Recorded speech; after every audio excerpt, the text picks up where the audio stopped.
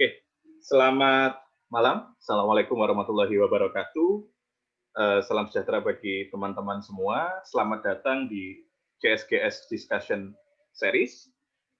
Hari ini seri pertama untuk sesi Research Methodology, Research Method.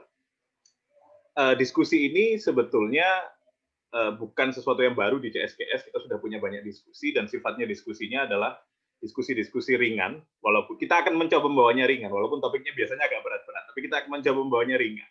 Harapannya bisa terus. Tetapi untuk hari ini khusus, kita mencoba testing the water, karena hari ini topik yang akan kita bicarakan hari ini sebetulnya sudah pernah kita bicarakan 3 tahun yang lalu, ya Mas? 2-3 tahun yang lalu sebetulnya.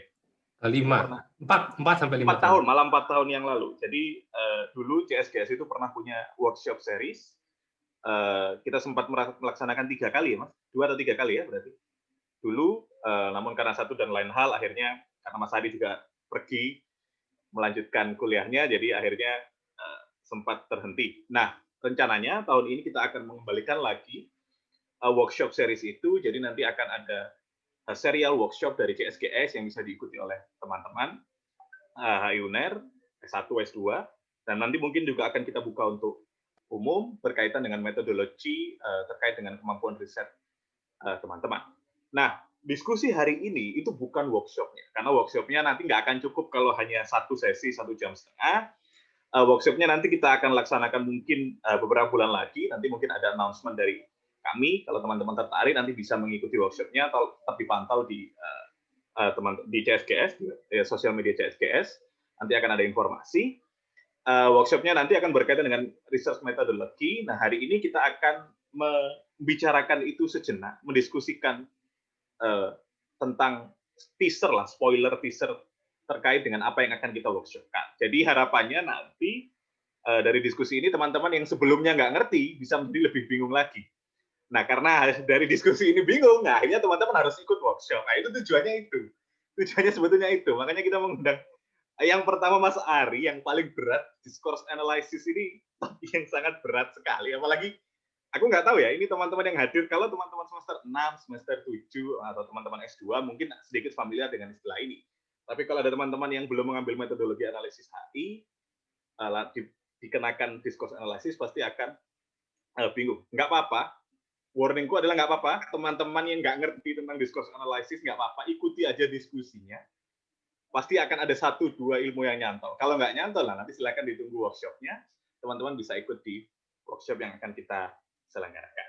Oke, hari ini kita akan berbicara sebetulnya qualitative method ya Mas ya. Kita hari ini bicara tentang qualitative method ya. Qualitative method secara umum dan secara khusus nanti kita akan berbicara terkait discourse analysis karena itu adalah metode yang digunakan Mas Ari, pembicara kita hari ini dalam disertasinya. Ya, pembicara kita hari ini adalah Bapak Raditya Dharma Putra atau Mas Raditya Dharma Putra. Beliau adalah dosen di Departemen Hubungan Internasional Universitas Airlangga, in absentia karena beliau sekarang sedang melanjutkan studi S3-nya di Estonia. Dan kebetulan topik hari ini itu sejalan dengan apa yang beliau pakai dalam riset. Jadi harapannya kami CSGS ini tidak membebani Mas Ari karena sehari-hari juga Mas Ari berkutat dengan hal ini.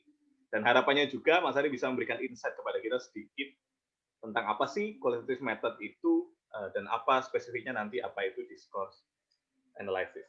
Mungkin Mas Ari ada statement pembuka dulu sebelum saya tahu dengan pertanyaan. Oh ya, sorry sebentar Mas. Nanti kalau teman-teman misalkan dalam jalannya diskusi mau bertanya, please feel free to raise your hand. Nanti ketika aku acknowledge karena ini diskusi ya, teman-teman bisa langsung bertanya ke Mas Ari. Kita sifatnya sangat santai saja, kita punya waktu kurang lebih 1,5 jam. Harapannya kita bisa memberikan sesuatu dalam waktu yang singkat. Saya berikan ke Mas Ari dulu, opening statement, sebelum saya tahu dengan pertanyaan-pertanyaan skenario yang sudah kita bikin. Silakan, Mas. Oke, terima kasih Mas Agas, Mbak Irva, Mas Demas, dan Mas Yohanes yang sudah merencanakan ini, walaupun sangat mendadak ya, cepat sekali gitu, tapi dirasa sangat dibutuhkan untuk menjadi awalan dari program kerja CSGS ke depan, terutama terkait dengan workshop metode. Nah, Mungkin sebagai pengantar saja, ada beberapa hal yang perlu diklarifikasi nyatanya Mas Agus. Iya. Saya sering teasing satu sama lain soal beberapa hal, tapi ada satu hal yang menurut saya perlu dipegang oleh teman-teman juga, bahwa apapun metode yang kita bicarakan hari ini atau nanti di workshop bulan depan, itu, sorry, suaraku terdengar ya? Iya, terdengar Mas, terdengar. Apapun yang kita bicarakan itu sangat bisa digunakan di level S1. Jadi jangan takut duluan dengan tadi. Kesannya berat, tapi ini bisa digunakan di level S1 dengan standar yang jauh lebih rendah dibanding misalnya level S2 dan level S3, itu pastilah.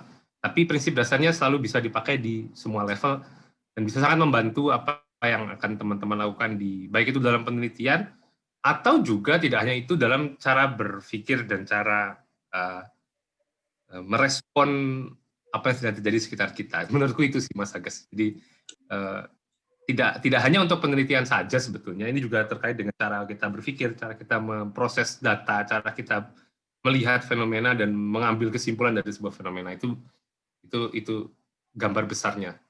Itu Mas Agus. Jadi makin berat ya. Iya, belum sudah berat.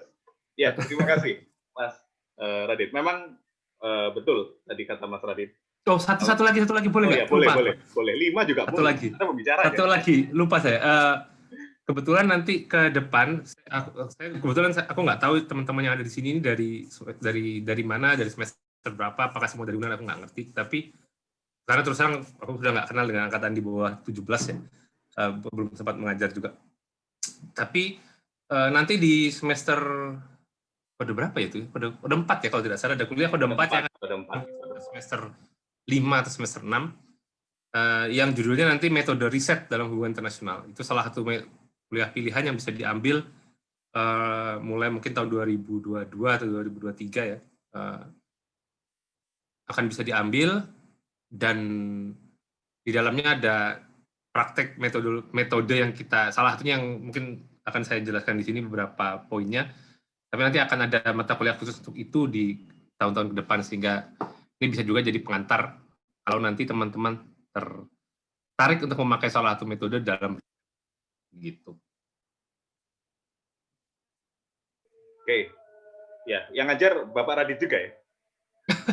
Saya dan Mbak Ica, kebetulan yang dikasih tanggung jawab untuk itu saya dan Mbak Ica. Saya akan pegang yang kualitatif, Mbak Anissa Mbak Ica yang kuantitatif. Ya, nanti mungkin juga ada sesi dengan Mbak Ica ya kita. Ya, terkait kuantitatif, karena hari ini kualitatif dulu yang available Mas Ari.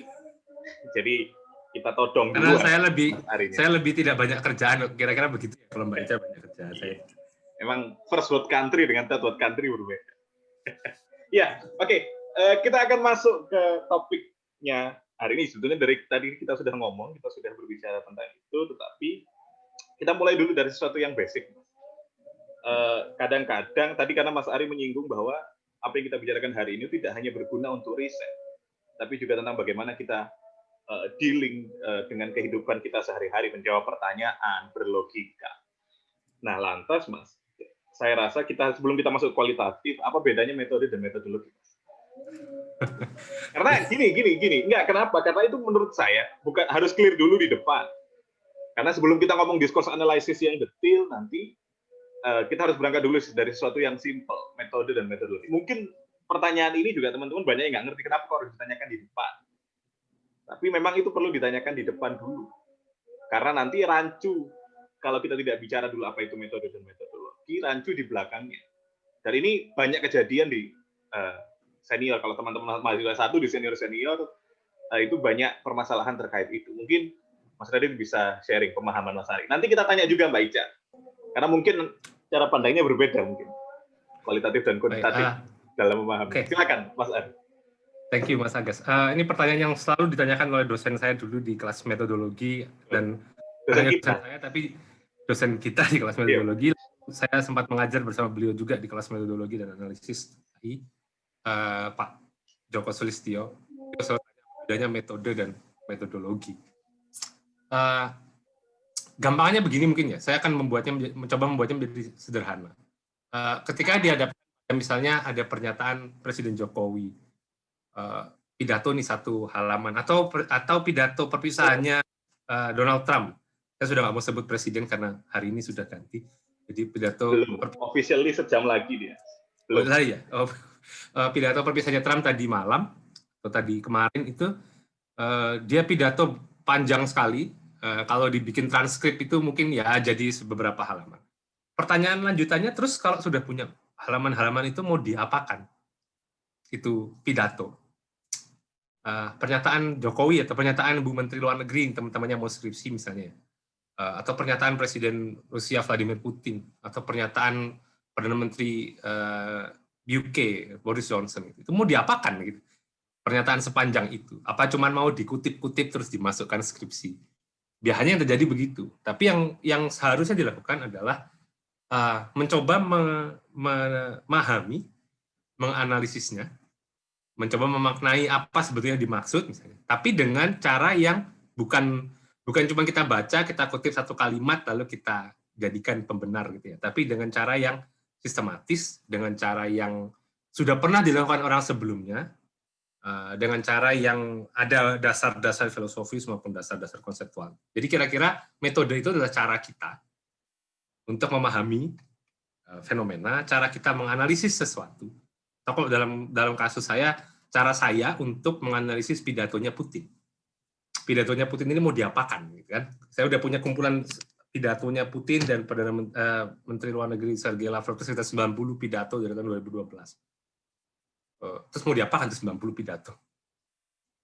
Saya baca semua halaman-halaman, ada yang pidatonya sampai 4-5 halaman sendiri gitu. Terus itu mau diapakan? Nah, ini yang kira-kira metode itu adalah caranya. Nah, metodologi itu adalah, kalau secara gampangnya, adalah justifikasi kita. Kenapa kita mengambil metode tersebut? Apa dasarnya? Apa kelebihan metode tersebut dibanding metode yang lain? Apa kelemahannya? Apa prosedur-prosedur yang terkait dengan metode yang kita pilih? Nah, itu yang menurut saya sangat membedakan, karena yang ditanyakan di skripsi, ditanyakan di penelitian, proposal, ditanyakan di tesis, misalnya di S2 atau di S3, atau ditanyakan, ketika orang tanya metodologinya apa, itu maksudnya adalah bukan cuma sekadar cara kita menganalisis, atau cara kita memahami pernyataan seseorang, atau cara kita memahami fenomena, bukan cuma itu. Tapi kenapa kita memilih cara itu? Apa dasar-dasar, tentu dasarnya banyak ya, filosofis, teori, segala macamnya. Apa prosedur-prosedur apa yang harus dilakukan, apa yang bisa dilakukan metode itu, dan apa yang tidak bisa dilakukan, kayak gitu-gitu. Jadi menurut saya itu sih Mas Agas, lebih ke arah kita mau ngapain secara praktis, itu metode. Dasarnya kenapa kita melakukan itu, ya itu yang ada di metode. Kira-kira begitu gampangannya. Oke, berarti gampangannya metode itu dia lebih praktis ya Mas? Iya, itu yang sama ini kita kalau biasanya ditanyakan, oke, Anda punya argumen begini, punya teori begini, terus diapain itu di penelitian? Ngapain Anda di penelitian ini? Itu yang ditanyakan sebenarnya oleh uji, oleh nanti pembimbing. Anda ngapain gitu? Jadi yang namanya mengerjakan penelitian itu ngapain sebetulnya? Itu yang disebut metode. Metode. Nah, ya karena kita singgung metode dan metodologi, saya jadi ingat skripsi saya, Mas. Skripsi saya itu masih skripsi generasi yang situasinya sama. Pasti Mas Ari dulu ngalamin nih, Mas. Either nguji atau melihat, karena dulu ya di zamanku itu, aku kuliah 2012. Miles Huberman, ya. Bata Cerce, ingat nggak? Bata Cerce. Ya. Jadi dulu itu di kolom skripsi itu, jadi ini pentingnya paham dulu metode dan metodologi adalah supaya tidak sesat di belakang. Dulu itu, ya ini aib, tapi aib ini bisa jadi pelajaran bagi teman-teman. Jadi dulu itu, karena saking, kalau aku bilang ruwetnya, saking susahnya dulu kita memahami metode dan metodologi, itu bagian metode dalam skripsi HI dulu itu adalah gimana caranya, kita nggak tahu yang mau ditulis apa. Akhirnya kita melihat, ya skripsi sebelumnya itu baca buku apa sih? Kita baca akhirnya rata-rata metode dalam skripsi HI itu citasinya sama semua, referensinya sama semua. Padahal setelah saya kemudian memahami dari sharing dengan Mas Ari juga, ternyata ada a whole lot of method. Ada banyak sekali metode HI itu. Bahkan mungkin kalau teman-teman nanti kuliah sampai lulus, itu hanya sepersekian dari metode-metode HI yang aneh-aneh. Dan yang sebetulnya teman-teman bisa pakai. Itu. Nah, metode itu yang simple. Nah, kemudian tadi kata Mas Ari, kenapa teman-teman memilih metode itu? Dasarnya apa? Itu yang metodologi, ya, Mas? Ya. Betul. Jadi teman-teman, walaupun metodenya ada banyak, memilihnya tidak boleh sembarangan. Nah, itu yang disebut dengan metodologi. Nah, begitu. Nah, ini paling tidak kita sudah dapat dulu metode dan metodologi. Yang simple dan dasarnya, walaupun simple, kita harus punya dasar memilih metode itu. Nah, lantas, Mas, kalau kita bicara tentang metode penelitian, pasti kita tidak akan lepas dari kata-kata kualitatif dan kuantitatif. Kalau menurut saya pribadi nih, Mas, kualitatif dan kuantitatif itu nggak simple. Maksudnya berarti dia metodologi, atau dia metode, atau apa sih, Mas, bedanya kualitatif dan kuantitatif? Karena kalau bagi saya, bahkan sejak dari saya mahasiswa, semester saya masih ingat dulu, ambil mata kuliah kalau nggak salah namanya dasar metodologi penelitian. Baik di S1 dan di S2 kan ada. Itu selalu berbicara, namanya dasar metodologi penelitian, selalu berbicara kualitatif, kuantitatif. Makanya ketika berbicara tentang metode penelitian, yang terpikir pertama adalah kualitatif dan kuantitatif. Nah, bagaimana menempatkan kualitatif dan kuantitatif dalam tadi pemahaman mengenai metode dan metodologi? Apa sih, Mas, kualitatif dan kuantitatif? Singkat saja, Anda nggak harus ngasih kuliah. Tapi lebih susah yang gini, ya. Iya, lebih sulit bikin dia membuatnya menjadi singkat. Oke, aku kasih contoh saja ya. Kasih contoh ketika ada satu teman dulu ditanya, apa bedanya kualitatif dan kuantitatif? Jawaban sederhananya teman-teman itu biasanya kuantitatif itu pakai angka, kualitatif itu tidak pakai angka. Nah, ini ada Mbak Ica, Mas. Mbak Ica langsung masuk. Nah, apalagi ada Mbak Ica. Nanti Mbak Ica bisa Ica bisa ikut nimbrung. Aku menyimak aja. Nah, itu menurutku satu hal yang pemahaman yang tidak semudah itu sebetulnya, tidak semudah pakai kata-kata atau pakai angka, bukan sekadar itu gitu. Suaraku kok mantul ya di sini ya, sebentar. Masuk kok, Mas. Masuk. Ya, kayak ada yang bocor. Oke, enggak. Jadi yang dimaksud sebetulnya metode. Nah, ini menarik. Kualitatif kuantitatif itu apa? Ini dari banyak hal ya, Mas Agas. Iya. Dari paradigma, paradigma penelitian. Itu termasuk metode dan metodologi. Cuman itu cara kita berpikir kayak kalau paradigma. Biasanya kuantitatif lebih dekat dengan penelitian-penelitian yang filosofis dasarnya itu empirisis. Jadi berangkat dari teori, mencoba membuktikan teorinya, biasanya begitu. Membuktikan hipotesis yang dimunculkan dari teori. Sementara paradigma kualitatif itu sebaliknya, dia berangkat dari data, modelnya lebih induktif, melihat pola yang ada di data, lalu membuat pola itu menjadi simpulan. Dari situ nanti memunculkan teori baru. Itu biasanya model kualitas, paradigma penelitian. Tapi yang kita bahas di sini kan mungkin tidak sampai ke sana ya. Kita lebih ke arah, kalau kita dihadapkan data, pada pidato tadi, bagaimana kita memilih atau menentukan mana yang kuantitatif, mana yang kualitatif misalnya. Bedanya apa? Kalau aku membedakannya misalnya begini, kuantitatif kalau dalam penelitian modelku, model yang datanya adalah pidato, datanya itu data pidato, jadi bukan data angka. Ini yang keliru juga dari teman-teman kan. Data pidato, pidatonya Putin tadi yang berlembar-lembar, itu bisa ditelaah dari metode kuantitatif dan dari metode kualitatif. Dua-duanya bisa. Kuantitatif akan melihat misalnya berapa banyak kata itu keluar dalam pidato Putin di setiap tahunnya. Atau ketika pidatonya soal Cina, berapa banyak dia bicara tentang Timur. Ya, kalau aku ya, berapa banyak dia bicara tentang Cina sebagai teman. Berapa banyak. Jadi apakah itu keluar di setiap pidatonya, keluar di setiap berbarengan dengan dia bicara soal Cina, gitu kan? Berapa kali dia keluar, jumlah katanya, itu bisa dihitung dan bisa diukur. Itu yang sangat sederhana gitu, simple. Tapi hal yang sama bisa juga pidato yang sama bisa dilihat dari metode yang lebih kualitatif, meaning kita bisa mencoba memahaminya saja. Ini balik ke yang tadi sudah. Jadi lebih ke arah pemahaman dasar kita. Dari pidato-pidato itu ada tema besar yang muncul. Jadi kita tidak menghitung jumlah angkanya, tapi kita melihat kecenderungan temanya, misalnya. Itu menurutku salah satu yang kadang membuat bingung teman-teman tanya ini kuanti atau kuali. Kalau dengan pemahaman angka dan kata-kata ini kata-kata bukan angka.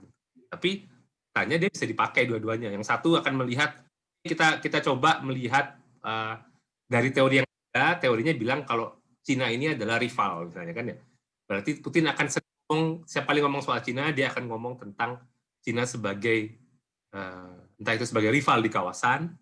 Berarti kata-kata penting rival, carilah itu berapa kali itu muncul dalam setiap pidatonya. Memang nanti bentuknya menjadi angka-angka lalu dianalisis. Karena 7 kali mungkin muncul dalam setiap pidato. Begitu ada konflik, angkanya tiba-tiba melonjak drastis, kayak gitu-gitu kan. Sementara kualitatif tidak melihat jumlahnya, tapi lebih kepada tema apa yang muncul, dikaitkan dengan tema lainnya apa tidak, kayak gitu. Jadi dia lebih ke arah tematik, sementara kalau kuantitatif misalnya melihat intensitas munculnya kata-kata itu berapa kali, kayak gitu. Itu yang praktik membedakan di level praktis ya. Tapi tentu di level filosofis nanti perlu ada penjelasan lebih lanjut bedanya sebenarnya apa. Kalau di level yang lebih tinggi. Tapi menurutku bisa dibedakan dengan cara yang sederhana seperti itu kalau di level yang sangat praktikal. Oke, ya betul Mas. Memang berarti harus dipisahkan dulu ya Mas. Sekali lagi harus dipisahkan yang kita bicara praktis atau bicara filosofis. Karena nanti iya.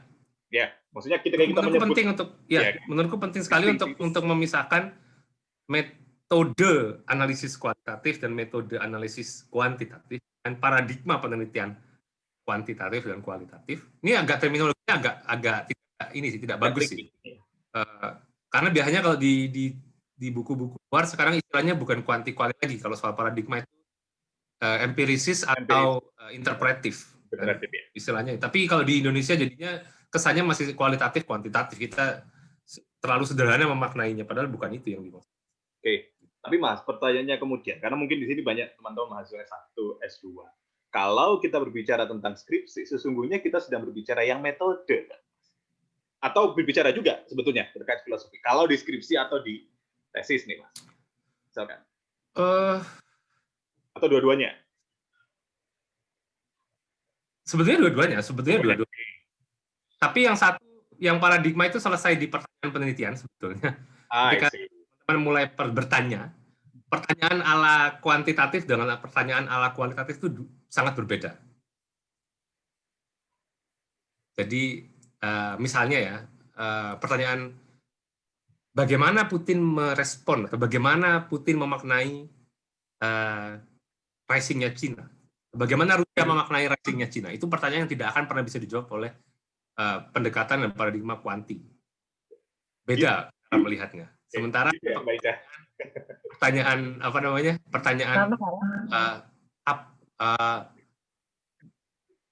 apa kaitannya antara misalnya teori misalnya kaitannya dengan ketika kaitan ada dua variabel, jadi susah ya penjelasannya.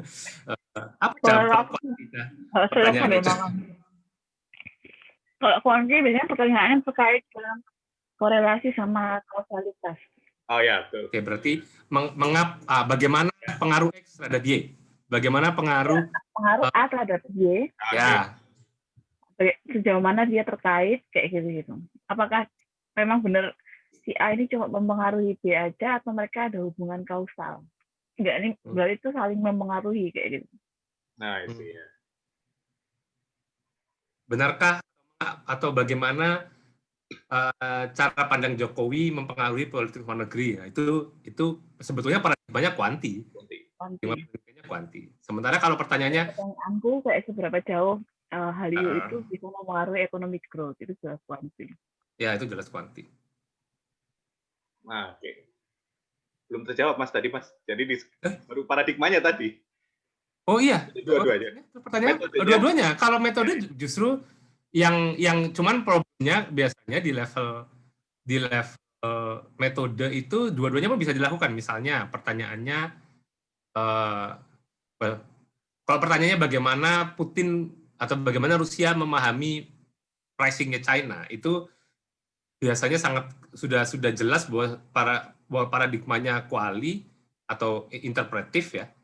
Metodenya pun seharusnya kalau dari pertanyaan seperti itu lebih cenderung dengan kualitatif. Jadi metodenya berarti either discourse analysis, content analysis. Tapi di sisi lain, pertanyaan-pertanyaan kuantitatif yang seperti tadi Ica sampaikan, bagaimana pengaruh Hallyu terhadap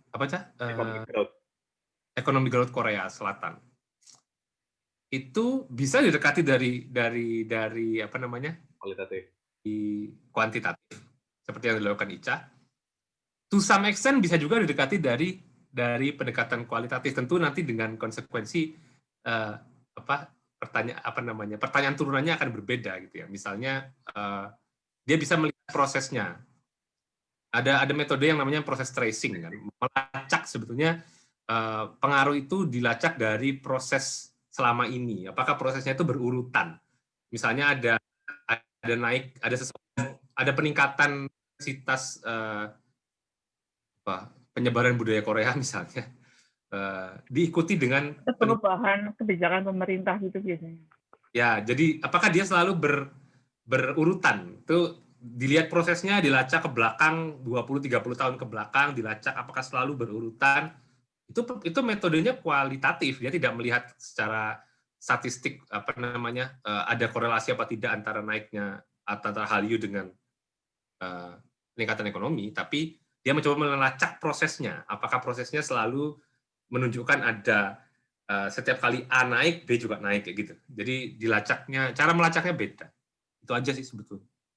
Jadi bisa dipilih, sebetulnya bisa dipilih. Cuman nanti ada beberapa pertanyaan-pertanyaan tergantung pertanyaan penelitiannya yang sejak awal sudah mengarahkan, kalau pertanyaannya bagaimana sesuatu dimaknai, jelas-jelas nggak bisa pakai kuanti, harusnya itu pakai kuali. Tapi begitu juga dengan tadi yang pengaruh yang hanya bisa diselesaikan lewat analisis statistik, ya hanya bisa lewat analisis statistik, regresi dan segala macamnya misalnya. Jadi ada yang bisa dipilih, ada juga yang sudah terarah dari pertanyaan. Ya. Jadi sebetulnya ini kadang-kadang yang kita nggak paham ya dulu. Karena aku dulu waktu bikin skripsi juga ketika menentukan pertanyaan penelitian itu ya sudah menentukan pertanyaan saja. Padahal kalau tadi dari kata Mas Ari dan Mbak Ica itu sangat menentukan sekali pertanyaan penelitian itu. Karena nanti berkaitan dengan metodologi yang kita gunakan, cara pandang kita tentang riset kita, dan mau kita bagaimanakan datanya. Nanti mungkin kita ada sesi tentang itu, karena bisa panjang ya Mas, kita ngomong tentang pertanyaan penelitian. Jangan itu. Jangan ya? Ya, boleh. Nanti ada sendiri lah itu. Ya, oke. Karena tadi kita sudah bicara tentang metodologi, kuali-kuanti, nah lantas gimana nih Mas cara kita menentukan baiknya kita pakai metode apa? Karena tadi kan ada banyak opsinya.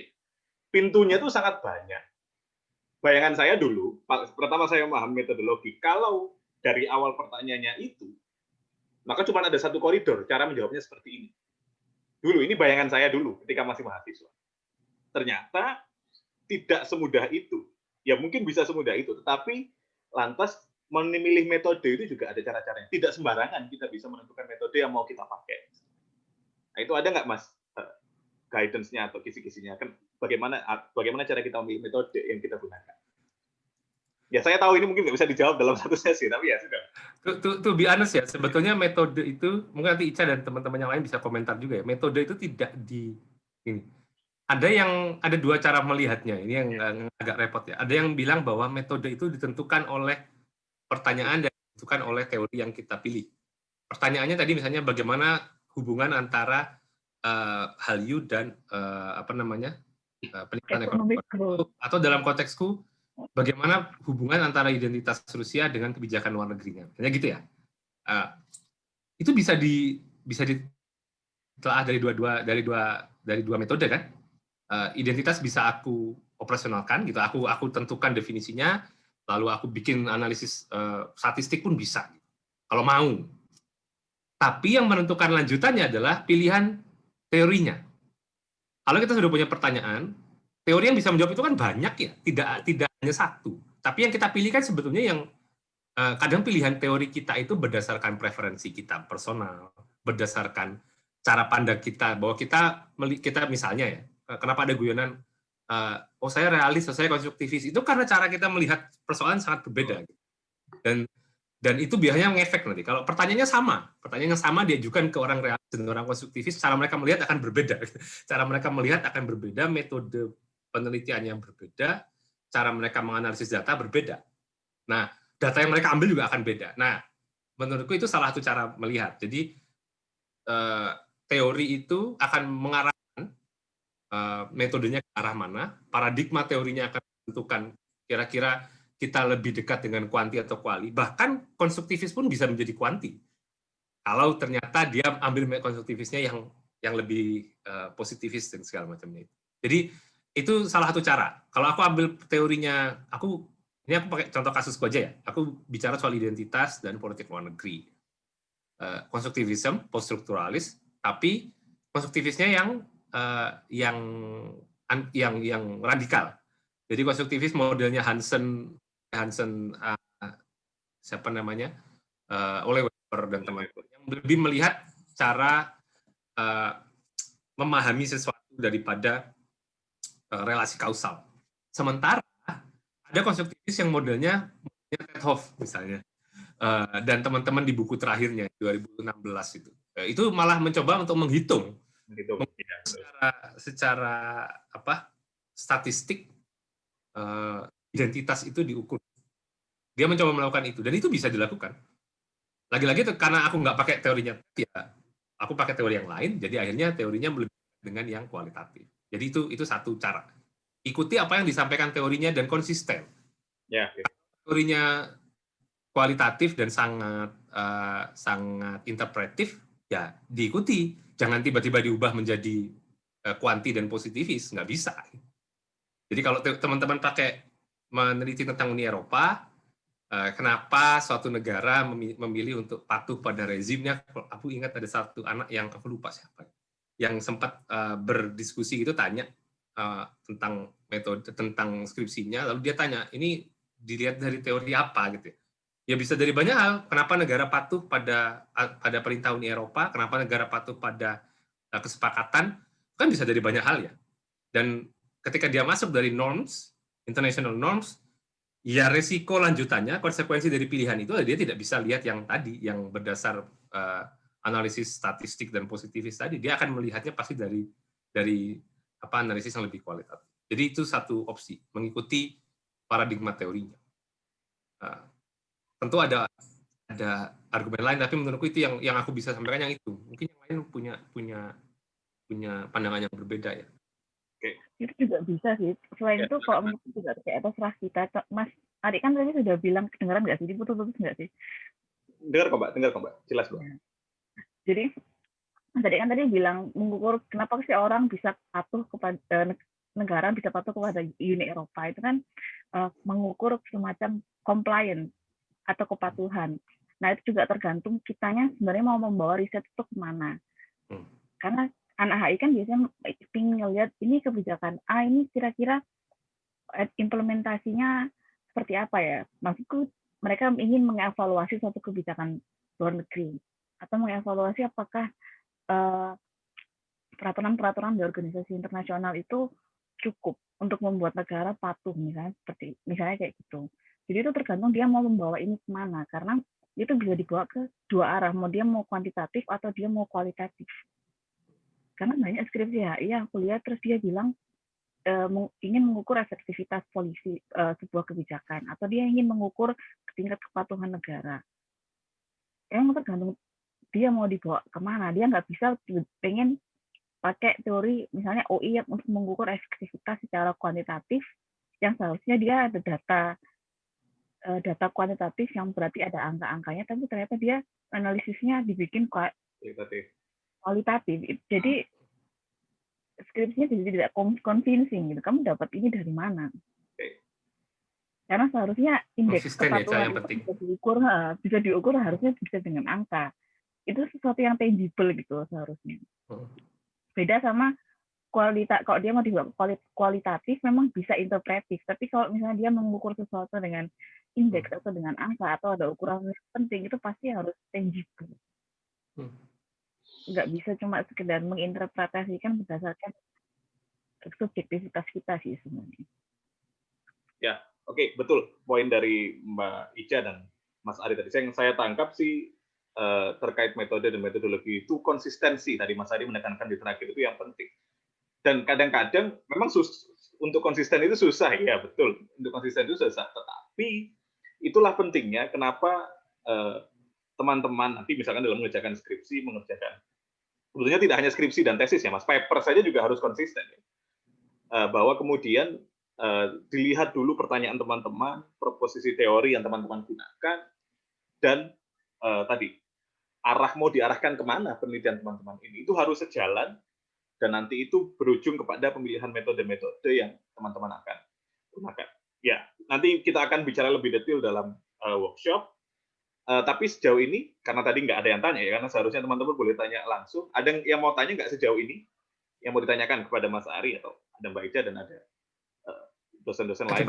Ada banyak orang di sini kok. Ya, ada banyak orang. Silakan. Ada Mas Wahyu, ada Mbak ditanyakan. Citra, ada Mbak Irfa. Oke. Bagi teman-teman yang mau bertanya, silakan bisa ditanyakan. Sebelum kita lanjut ke bagian selanjutnya. Mas Ari mungkin mau bertanya. Kok aku yang tanya? Anda jawab sendiri kalau Anda tanya. Oke. Saya kira belum ada yang tanya, kita lanjutkan dulu, Mas. Nah, sekarang nih masuk ke topik Anda, Mas. Karena tadi kita sudah bicara yang besar-besar, yang agak susah-susah, kita bicara yang lebih susah lagi sekarang, yaitu tentang discourse analysis. Nah, sebelum nanti kita masuk ke discourse analysis, mungkin Mas Ari bisa cerita dulu tentang riset yang Mas Ari lakukan sekarang. Karena ini kan nanti berkaitan dengan itu ya, Mas, bahasan discourse analysis itu. Bisa cerita sedikit mungkin, Mas, tentang riset yang Mas Ari lakukan. Baik, saya cerita sedikit kali ya. Ini sebenarnya riset lanjutan dari skripsi tesis S2 saya di Glasgow dan Tartu, lalu saya lanjutkan di level disertasi. Jadi dari awal saya itu betul dengan relasi antara identitas dan sejarah luar negeri. Tapi tidak untuk melihat secara spesifik bagaimana pengaruhnya. Yang ingin saya lihat di riset saya sekarang adalah bagaimana Rusia memandang Asia. Apakah dia melihat Asia itu dalam rangka yang terbelakang, yang berbeda dengan dia, atau dia merasa bagian dari Rusia? Apakah dia merasa bagian dari Asia? Dan apakah praktik kebijakan luar negeri dia mencerminkan atau membentuk cara pandang dia yang seperti itu. Jadi kira-kira saya mau lihat Rusia, gampangnya ya, salah satu pertanyaan penelitiannya adalah bagaimana Rusia melihat Asia dalam konteks kebijakan luar negeri.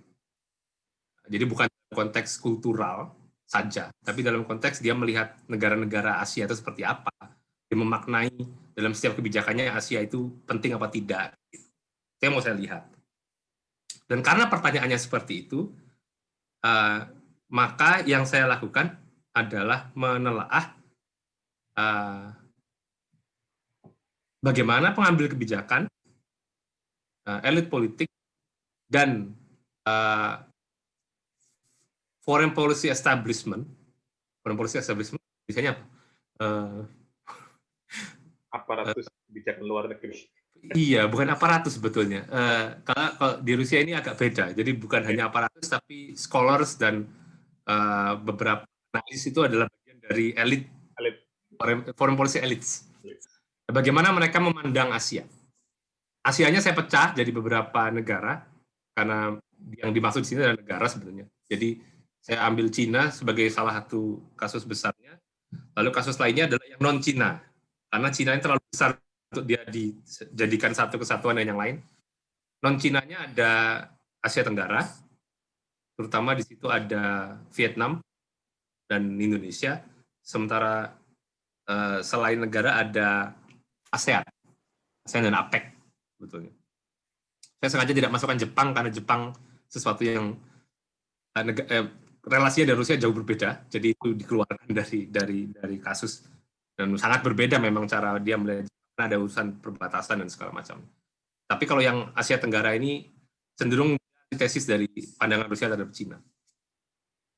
Nah, untuk menganalisis, untuk menjawab pertanyaan saya perlu paradigma teoretik kan. Paradigma teoretik yang saya ambil adalah kajian-kajian soal identitas, relasinya dengan kebijakan luar negeri, dan pandang konstruktivis dan poststrukturalis.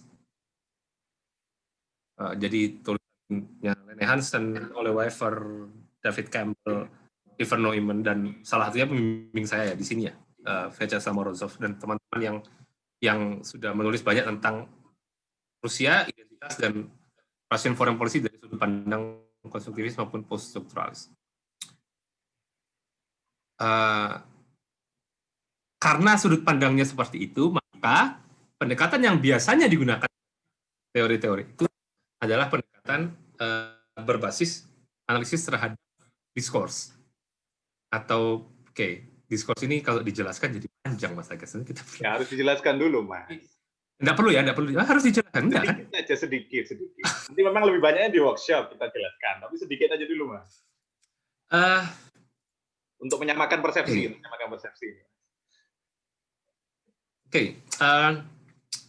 Diskurs ini sebetulnya lebih ke arah cara memahami system of meaning kalau dalam bahasa Inggris jadinya yang ada di dalam konteks ini negara, cara pandang dia, kira-kira begitulah ya, cara pandang dia, world view atau world view, cara dia melihat yang akan membatasi apa yang bisa disampaikan dan apa yang bisa tidak disampaikan. Jadi sebenarnya cara pandang dia dan cara pandang itu akan membatasi opsi-opsi kebijakannya, opsi-opsi pernyataannya dan segala macam. Nah, ini masih agak absurd. Cara pandang dilihat dari mana? Kalau katanya orang poststrukturalis, cara pandang itu bisa dilihat dua hal, salah satunya yaitu pernyataan publik yang dinyatakan secara terbuka di depan publik, atau dari kebijakan. Kebijakan itu juga bagian dari diskurs. Ini bedanya orang poststrukturalis dengan orang-orang konstruktivis yang lebih konvensional ya. Bahwa kebijakan apa yang dilakukan itu juga bagian dari diskurs. Itu bagian dari upaya dia membuat sebuah system of meaning. Gitu. Itu bagian dari cara dia melihat dan cara dia berpikir. Jadi kalau guyonan saya dulu orang mahasiswa kita terlambat itu bukan cerminan saja dari cara pandang dia soal arti penting kuliah, sehingga karena nggak penting terlambat, bukan cuma itu, tapi terlambat itu juga menjadi bagian dari dari worldview-nya dia. Ya, dari worldview dia bahwa ya terlambat itu adalah hal yang memang harusnya dilakukan ya gitu. Dan kira-kira kayak gitu. Jadi yang saya coba lakukan adalah mencoba melihat pidato-pidatonya pengambil kebijakan, pernyataan-pernyataan publiknya, jadi harus bisa mudah diakses. Ini sebetulnya agak lompat ke pertanyaan Mas Agus yang lain ya. Kalau nggak salah nanti ada pertanyaan. Apa?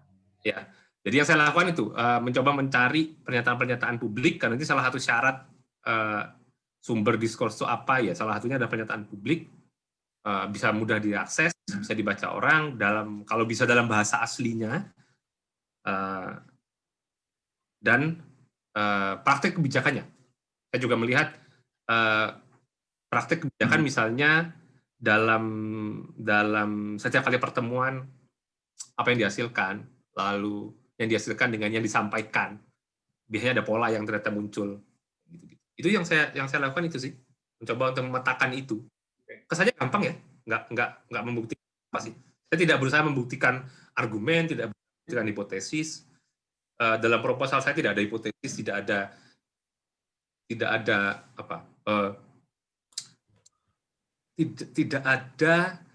hipotesis kan ya kalau istilah skripsi kita.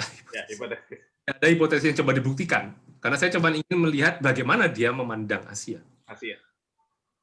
Dan bagaimana itu diturunkan tadi. Ada nanti saya kasih contoh pidatonya Putin yang saya analisis seperti apa. Di situ saya melihat pola apa yang muncul dari. Jadi saya based on, kalau istilahnya dosen saya itu kalau pendekatannya Mbak Ica tadi, kuantitatif itu berangkat dari teori yang lalu diturunkan jadi operasionalisasi konsep. Dari situ lalu berarti harus cari data A, B, C. Saya dibalik. Saya mencoba melihatnya dari datanya apa, lalu dari data itu saya kumpulkan, saya baca umum dulu, saya coba cari polanya, lalu dari pola-pola itu saya coba cari ada nggak yang mirip, ada nggak yang saling bersentuhan, ada nggak yang berulang, ada nggak yang dia muncul terus kayak gitu. Dari situ saya nemu beberapa tema dasar ini yang saya coba lihat dia berulang lagi nggak di tahun-tahun berikutnya. Ini bisa dilacak ke belakang lagi nggak gitu, apa pernah muncul nggak sebelum-sebelumnya, terkait dengan sejarahnya, terkait dengan pernyataan-pernyataan zaman Soviet nggak kayak gitu, terkait dengan penelitian-penelitian lain nggak. Yang saya coba lakukan itu sih, Mas. Oke. Mas Ari. Iya Mas Wahyu, siap. Ya, sorry menyela. Ini saya baca laporan Navalny, Istana Putin, ada kasino dan strip club. Wah, menarik ini. Nah, ini diskurs atau rumor atau apa? Bagaimana membedakannya, Mas Ari? Nah, ya betul. Nah, itu pertanyaan saya selanjutnya, Mas. Silakan, berkaitan dengan data. Silakan, Mas Ari. Kasino dan strip club. Nah, ini menarik ini, Presiden Putin di istananya. Ya. Mungkin ada warisan Uni Soviet juga di situ kali ya. Sepertinya ada itu. Kalau Putin yang punya sepertinya ada. Ini pertanyaan sulit ya. Kadang bahkan to be honest, kadang sulit sekali membedakan mana yang apa ya istilahnya. Pertanyaan Mas Wahyu tadi data atau mana yang merupakan diskursnya sebetulnya. Kalau kita cuma lihat satu ini doang, Mas, respon pertamaku ya, kalau dari satu sumber nggak kelihatan. Yang bisa kita lakukan dari situ hanya mengabstrakkan itu menandakan apa berarti dalam konteks relasi, misalnya dalam konteks penelitianku ya, identitas dan politik luar negeri dengan Cina. Aku kasih contoh lain deh, karena contohnya Mas Wahyu tadi sebenarnya pertanyaannya lebih ke arah kita membedakan data dengan yang bukan data, mana yang diskurs, mana yang bukan, gitu kan. Misalnya dalam konteks pidatonya Putin tahun 2012, ketika dia, bukan pidato ini, tulisan dia di salah satu majalah kalau aku tidak salah, sebelum dia dipilih kembali menjadi presiden. Dia tulis panjang sekali. Nah, dari tulisan panjang itu kita nggak tahu mana yang benernya mana yang merupakan cara pandang, atau sebetulnya semua merupakan cara pandang dia, tapi mana yang krusial dalam konteks riset kita, mana yang bukan, mana yang part of the discourse on China, mana yang bukan. Nah, salah satu yang bisa jadi dasar adalah misalnya pandangannya Hansen soal ancaman. Jadi ketika dia menyebutkan bahwa Cina itu bukan ancaman terhadap Rusia, that's one thing. Berarti itu salah satu, jadi istilahnya itu kemungkinan besar menjadi salah satu kata kunci yang perlu kita perhatikan ke depan. Tapi aku pas awal baca nggak tahu, to be honest ya. Karena modelnya jadi dibalik dan sangat, aku nggak tahu. Jadi aku kelompokkan aja dulu, kayaknya ini penting. Kata-kata ancaman. Dia bilang Cina itu bukan ancaman, dia menyebut secara spesifik. Oke, aku garis bawah dulu. Cina bukan ancaman. Aku belum tahu itu penting apa tidak. Nah, baru ketahuan kalau penting ketika kita baca ini yang lain, pidato yang lain. Begitu lebih dari 10-20 pidato, baru kelihatan. Dia setiap kali bicara tentang Cina, dia akan memulai dengan mengatakan Cina itu teman, dan Cina itu bukan ancaman. Dia akan memulai selalu dengan, dan itu selalu dikatakan setiap kali pidatonya Putin. Tapi tidak di pidato-pidato misalnya Menteri Luar Negeri, atau di pernyataan tahunan kementerian yang keluar itu. Tapi kalau Putin yang bicara, dia akan selalu memulai dengan bahwa Cina ini teman baik saya.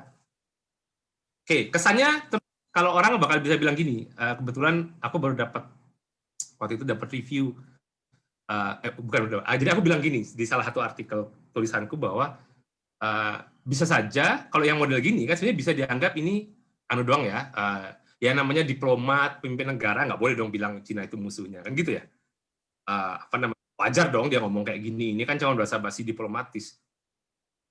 Kalau pendekatannya yang tadi yang disebut Ica kuantitatif dan segala macam, ini mungkin nggak penting.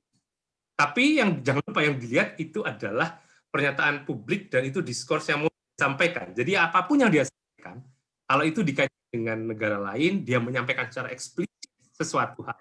Itu adalah dalam konteks teori yang aku pegang, itu adalah bagian dari diskurs yang sangat penting. Makanya aku sempat diingetin sama salah satu reviewer bahwa kamu nggak bisa bilang kayak gini, nggak bisa bilang bahwa ini cuma bagian dari diplomatik practices diplomatik apa ya Mas Wahyu? Diplomat etik aja. Nggak bisa. Justru ini yang penting. Kalau Putin berkali-kali bilang bahwa Cina itu teman kita dan Cina itu bukan ancaman, that's important. Nah, itu nanti tinggal di cross check apakah itu di cross check oleh Putin dengan buku-buku lain, dengan pernyataan misalnya ahli yang nanti akan muncul dari banyak data itu pola yang umum yang akan muncul di setiap kali Putin pidato, setiap kali Rusia atau setiap kali kantor presiden berhubungan dengan Cina. Itu sih Mas Wahyu paling yang aku bisa jawab. Karena to be honest memang nggak bisa kalau dari satu ini doang. Karena konsepnya juga kita belum punya konsep yang ini ya. Konsepnya akan sesuai dengan perjalanan risetnya. Aku tidak dengan secara spesifik bilang bahwa identitas itu harus kaitannya dengan ancaman. Nggak bisa muncul kayak gitu juga. Karena itu muncul dari pernyataan subjeknya di lapangan. Paling. Iya, berarti something itu bisa jadi diskurs karena dia memaknai sesuatu terhadap sesuatu yang lain. Dia. Ini bahasanya Nicholas Onuk.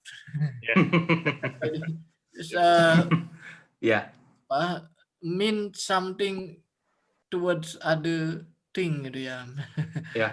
Ya kira-kira begitulah. Terus ada yang bahasa yang lebih mudah lagi, discourse is text and talk in context gitu ya. Jadi nggak hanya teks saja, tapi ada talk, ada pembicaraan, ada intertextual di sana, terus ada konteksnya gitu ya kira-kira. Nah, ini kalau Putin tadi itu berarti bukan discourse, itu hanya kalau kasino itu cuman mainannya Navalny, tapi mainannya Navalny. Tapi aku bisa berargumen bahwa itu diskurs yang coba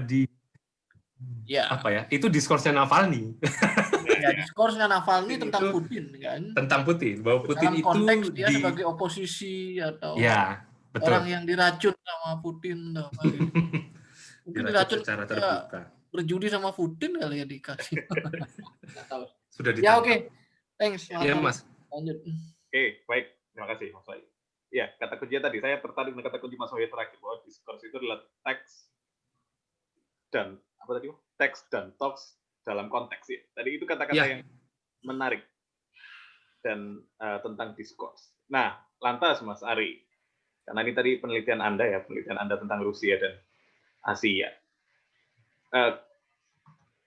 Data sudah ya, datanya yang dicari ya memang mencari tadi teks, tidak hanya teks tetapi juga speech-nya dia. Ya, speech itu sebetulnya kan bukan teks atau teks Mas, speech itu. Anda kok jadi makin berat pertanyaannya. Agak sini pertanyaannya makin hari makin filosofis. Kadang gini Mas, kita bicara bahwa diskurs itu tidak hanya teks lah, tapi kalau kita orang nih mendengar pidato itu kan pasti paling gampang kita membaca teksnya. Nah kalau gitu teks pidato itu masuk talk apa teks? Karena yang kita baca kan teksnya nih Mas. Oke. Yang dimaksud teks dalam konteks ini tadi itu tidak hanya teks dalam artian pidato. Nah, ini perlu dijelaskan juga. Obrolan, lalu bahkan dalam banyak hal apa yang dia lakukan, that's part of text, gitu kan? Nah, ini sedang kita analisis. Yang tadi Mas Wahyu sampaikan dengan itu adalah bagaimana antar teks ini kita saling mencoba menghubungkan antar misalnya pembicaraan atau apa yang dia sampaikan, apa yang dia katakan, apa yang dia lakukan dalam rapat tahun 2012 itu berhubungan dengan apa yang disampaikan orang lain di tulisannya di tahun 2020. Tulisannya misal salah satu scholar terkenal Rusia yang nggak sebut nama lah ya. Ada banyak scholar Rusia yang dianggap sebagai baik itu pembisik atau juga penyampai apa ya. Jadi nggak cuma pembisik, tapi jubirnya pemerintah. Beberapa dia Sergei Karaganov dan yang lain-lain yang ada di think tank besar.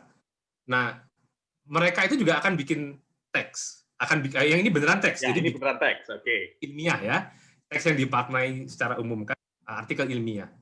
Nah, yang dilakukan oleh kita sebagai analisis biasanya bukan antara apa yang disampaikan oleh Putin tadi, temanya atau idenya itu referencing either directly or indirectly apa yang disampaikan oleh si analis ini, Sergei Karaganov, di artikel dia 1 tahun sebelumnya, kayak gitu. Atau dalam konteks lain misalnya, Hansen itu dia menganalisis beberapa pidato pengambil kebijakan NATO tahun 90-an. Beberapa diantaranya itu refer novel. Jadi ada yang secara spesifik merefer bahwa ya menurut novel ini itu di-refer langsung. Atau dia merefer satu konsep. Jadi misalnya merefer bahwa Balkan itu adalah kawasan yang terbelakang. Istilah Balkan sebagai kawasan terbelakang itu hanya muncul di novel-novelnya siapa gitu. Dan itu baru muncul pertama kali di dunia ini misalnya tahun 70-80, dan itu dijadikan referensi oleh pengambil kebijakan NATO waktu itu. Jadi dia bilang bahwa ya kita perlu membantu negara-negara terbelakang yang ada di Balkan. Nah, yang kayak gitu itu yang dimaksud Mas Wahyu dengan tadi. Jadi talks-nya itu bukan cuma sekadar kita mengenainya cuma teks itu harus tertulis, ada ketikannya gitu, bukan. Semua hal yang bisa termasuk praktek itu bagian dari teks dalam beberapa definisi ya. Nanti itu dikaitkan dengan teks lain, dikaitkan dengan sehingga mereka saling berdiskusi antar teks gitu kan, kira-kira mereka punya koneksi. Film sama drama juga teks. Gimana? Film sama drama itu juga teks. Iya, sama film. Makanya kalau di dalam tergantung yang kita ambil yang mana. Aku kebetulan nggak ngambil film dan novel dan segala macamnya, tapi pembimbingku ambil yang itu. Dia menganalisis film. Dia dan di proyeknya, aku mau nyebut namanya Ted lagi, sorry. Di project Making Identity Count-nya Ted Hoff yang kedua, itu salah satunya adalah menganalisis film. Jadi mereka nonton film, mereka mau lihat dari film itu merefer ke novel atau enggak, film itu merefer ke pernyataan presiden atau enggak, atau sebaliknya pernyataan presiden merefer ke film atau enggak, baik directly or indirectly. Indirectly bisa jadi merefer tidak secara langsung, misalnya aku pidato, Presiden Jokowi pidato, tiba-tiba merefer Avengers, apa yang terakhir di refer itu, kan dia sering banget ya terakhir merefer film-film populer,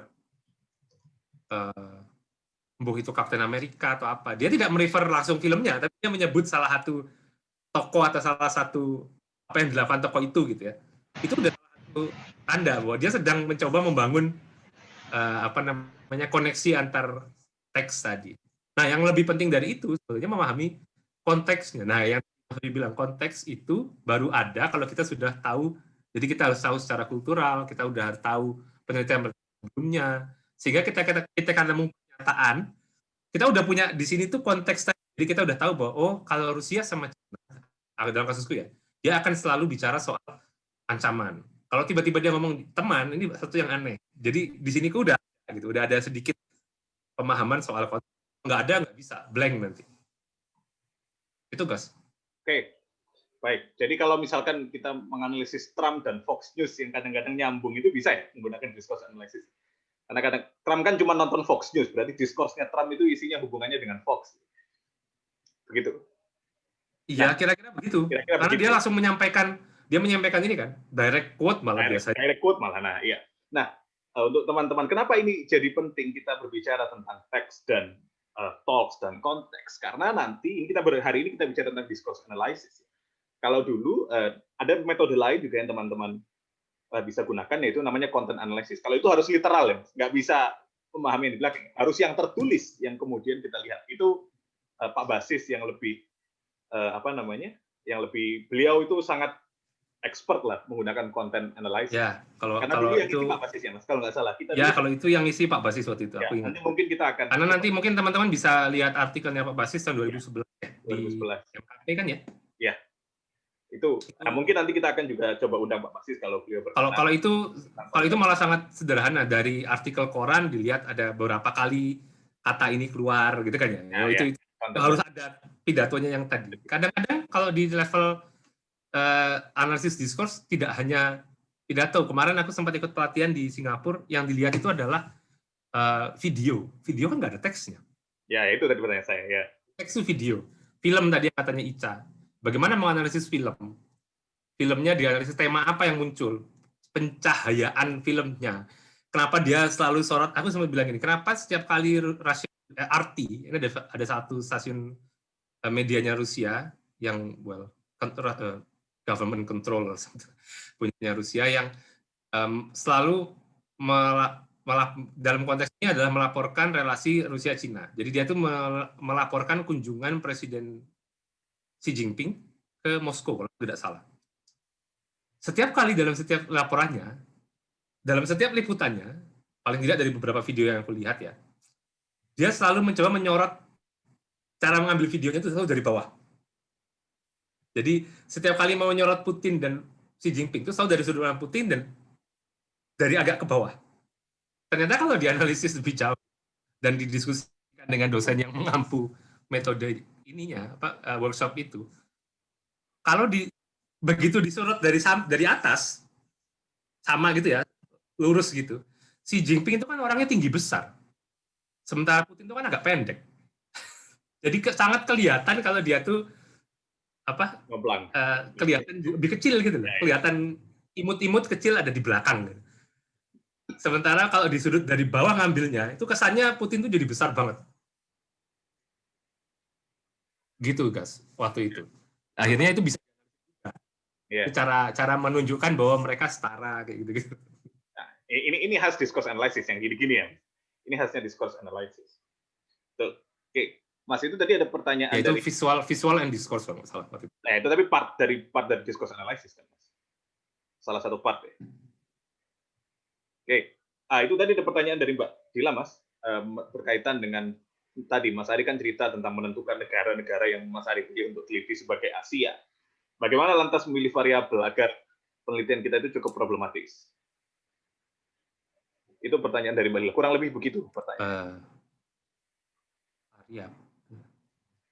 Variabel ini menarik karena sebenarnya konteks penelitian kualitatif dan diskurs sebenarnya nggak mikir sampai situ ya, karena bahkan konsep pun tidak terlalu definisi pun nggak terlalu rigid gitu.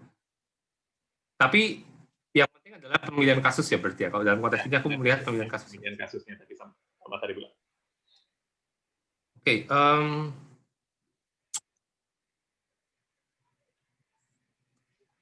yang waktu itu sempat menjadi pertimbangan besar adalah dari datanya. Jadi awalnya aku memilih banyak negara, China, Jepang,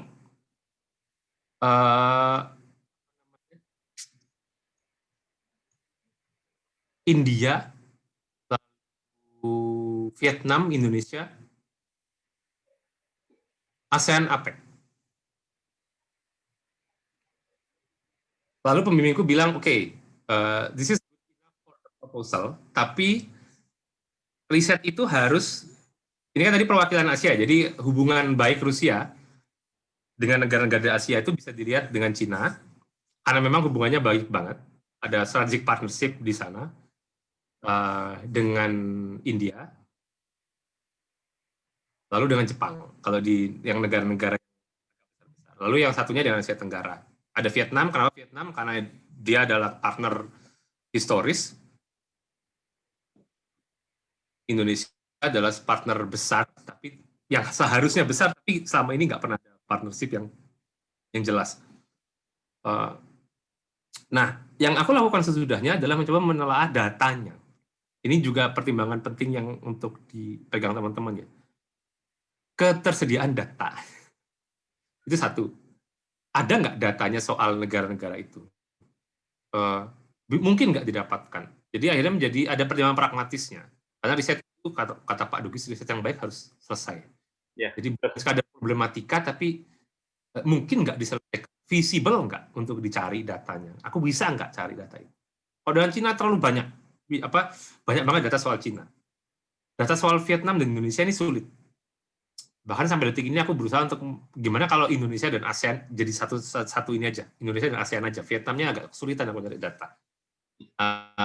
Dan Jepangnya akhirnya aku hapus karena setelah dilihat, walaupun ada datanya, aku harus kumpulkan data soal Jepang juga. Satu, dia minor. Kalaupun ada itu selalu terkait dengan border, dan akhirnya isu identitinya itu hanya terkait dengan border. Dikaburkan oleh isu perbatasan. Sementara dengan Cina, dengan Vietnam, dengan Indonesia, dengan ASEAN itu dia lebih banyak ininya, lebih variatif ketika dia bicara soal Asia Tenggara, bagaimana dia melihat Asia Tenggara itu penting atau tidak, dalam secara kultural dirasa penting apa tidak kawasan Asia ini, kayak gitu-gitu tuh lebih kelihatan kalau di kasusnya yang lain. Kalau di Jepang tidak terlihat sama sekali karena tertutupi oleh aspek border. Nah, dan ini menurutku salah satu kunci juga bahwa ketika teman nanti memilih apapun metodenya, ketika berhadapan di riset ketika melakukan riset, yang penting berikutnya adalah ketersediaan data kan. Kalau datanya tidak memungkinkan, ya berarti harus diganti. That's the point gitu. Kalau memang datanya tidak ada kok dipaksa gitu, ya berarti nggak bisa dilakukan. As simple as that gitu. Kalau aku tidak punya kemampuan memahami teks Rusianya pun, aku sampai sekarang belum sefasih itu ya untuk bisa langsung baca teksnya tanpa kamus atau bantuan. Itu aja aku kerja keras gitu. Tapi kalau aku nggak bisa paham sama sekali, ya berani ngambil topik kayak gini. Jadi kalau disesuaikan dengan itu Mbak Dila ya. Tapi kalau soal kasus menurutku dari awal tentu harus ada pertimbangan ideal. Seperti aku bilang tadi, Cina aku ambil karena memang partner utama di Asia itu Cina. Partner keduanya mungkin Vietnam, lalu habis itu ada Jepang, ada India, baru negara-negara lain. Aku juga membaginya menjadi North Asia dan Southeast Asia. India aku coret karena India jadi sangat berbeda, karena dalam narasi Rusia soal Asia, India itu tidak masuk. Yang masuk dalam kategori Asia itu adalah yang ada di Pasifik. Jadi Asia North East timur laut dan benar ya, timur laut ya? Iya, betul. Ya, utara itu kan timur laut ya. Timur laut dan Tenggara. Ya. Yang dianggap Asia dalam diskursusnya Rusia, dan itu ada di artikel-artikel ilmiah maupun di peran resminya Rusia. Kalau menjawab pertanyaan Dila yang itu ya, jadi tidak bisa sembarangan milih negara, betul, tidak bisa sembarangan milih kasus, iya, harus yang memang menjadi target diskursusnya, narasinya ngomong soal Cina, dan yang non Cina kok kita maksa ada India di situ ya, nggak masuk akal gitu. Atau tiba-tiba Iran juga Asia, ya kan? Kenapa nggak Iran aja gitu? Atau Suriah gitu kan? Kenapa Asia gitu? Kalau mau dipaksa gitu ya bisa aja gitu. Tapi pertanyaannya adalah ketika Rusia ngomong bicara soal Asia, yang dipahami adalah yang ada di Pasifik. Makanya aku pilih kawasan itu, aku bagi dua, East dan Southeast. Perwakilan Northeast-nya Cina dan Jepang awalnya. Jadi itu aku berubah-ubah berapa kali. Jadi itu awalnya Southeast, Cina, Jepang, bawahnya Vietnam, Indonesia. Terus baru digeser lagi, ternyata nggak relevan, dibuang keluar, Cinanya sendirian, lalu yang non Cina. Jadi pembaginya kan jadi gitu, Cina dan non Cina. Yang non Cina ada beberapa. Jadi itu akan ideal di awal, lalu bergeser sesuai dengan perkembangan di lapangan. Tidak harus sesuai dengan proposal awal. Nah, itulah khas kualitatif. Khas kualitatif. Oke. Nah, karena kita bicara tentang diskursus analisis, dan tadi menyambung pertanyaannya Mbak Dila, bahwa betul kita harus punya gambaran ideal mengenai kasus, tapi nanti ketika sudah melakukan preliminary research, ketersediaan data, baru kita harus melakukan pertimbangan. Nah, dalam konteks data, Mas Ari, discourse analysis ini kan sangat bergantung kepada data-data asli. Berarti, boleh nggak saya simpulkan kalau discourse analysis itu harus memiliki penguasaan bahasa yang cukup? Misalkan kita meneliti, misalkan saya nih meneliti, saya nggak bisa bahasa Rusia, aku biasanya bahasa Inggris, sudah aku meneliti Amerika Serikat. Karena aku ngerti bahasanya, aku ngerti konteks kulturalnya. Ya, apakah itu salah satu prasyarat menggunakan discourse analysis? Kita harus mengerti bahasanya, tidak hanya bahasanya, kita mengerti konteks kultural negaranya, konteks negaranya, dan segala macamnya. Ya, gimana Mas Ari? Idealnya begitu. Itu Karena idealnya. tadi seperti yang Mas Wahyu sudah sempat singgung juga, ini soal pemahaman konteksnya menjadi sangat krusial kan.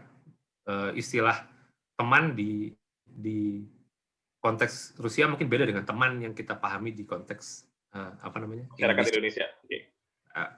Ketika dia bilang trusted friend itu mungkin beda maksudnya dengan yang dimaksud di tempat lain, dan itu menjadi sangat krusial. Kalaupun tidak sampai ke level itu kan level yang sangat tinggi ya, pemahaman itu. Kalaupun tidak sampai ke sana, yang harus dilakukan adalah sumber primer. Ini yang krusial. Sumber primer bukan berarti harus tanya langsung ke Putin. Ya. Putin itu selalu pidato. Kalau dalam konteks Rusia, Putin itu selalu pidato. Menteri Lavrov selalu pidato. Pidatonya disimpan, diterjemahkan ke bahasa Inggris oleh dia sendiri, oleh timnya, bukan oleh dia sendiri, oleh tim presiden dan kementerian. Nah, itu yang jadi dasar utama.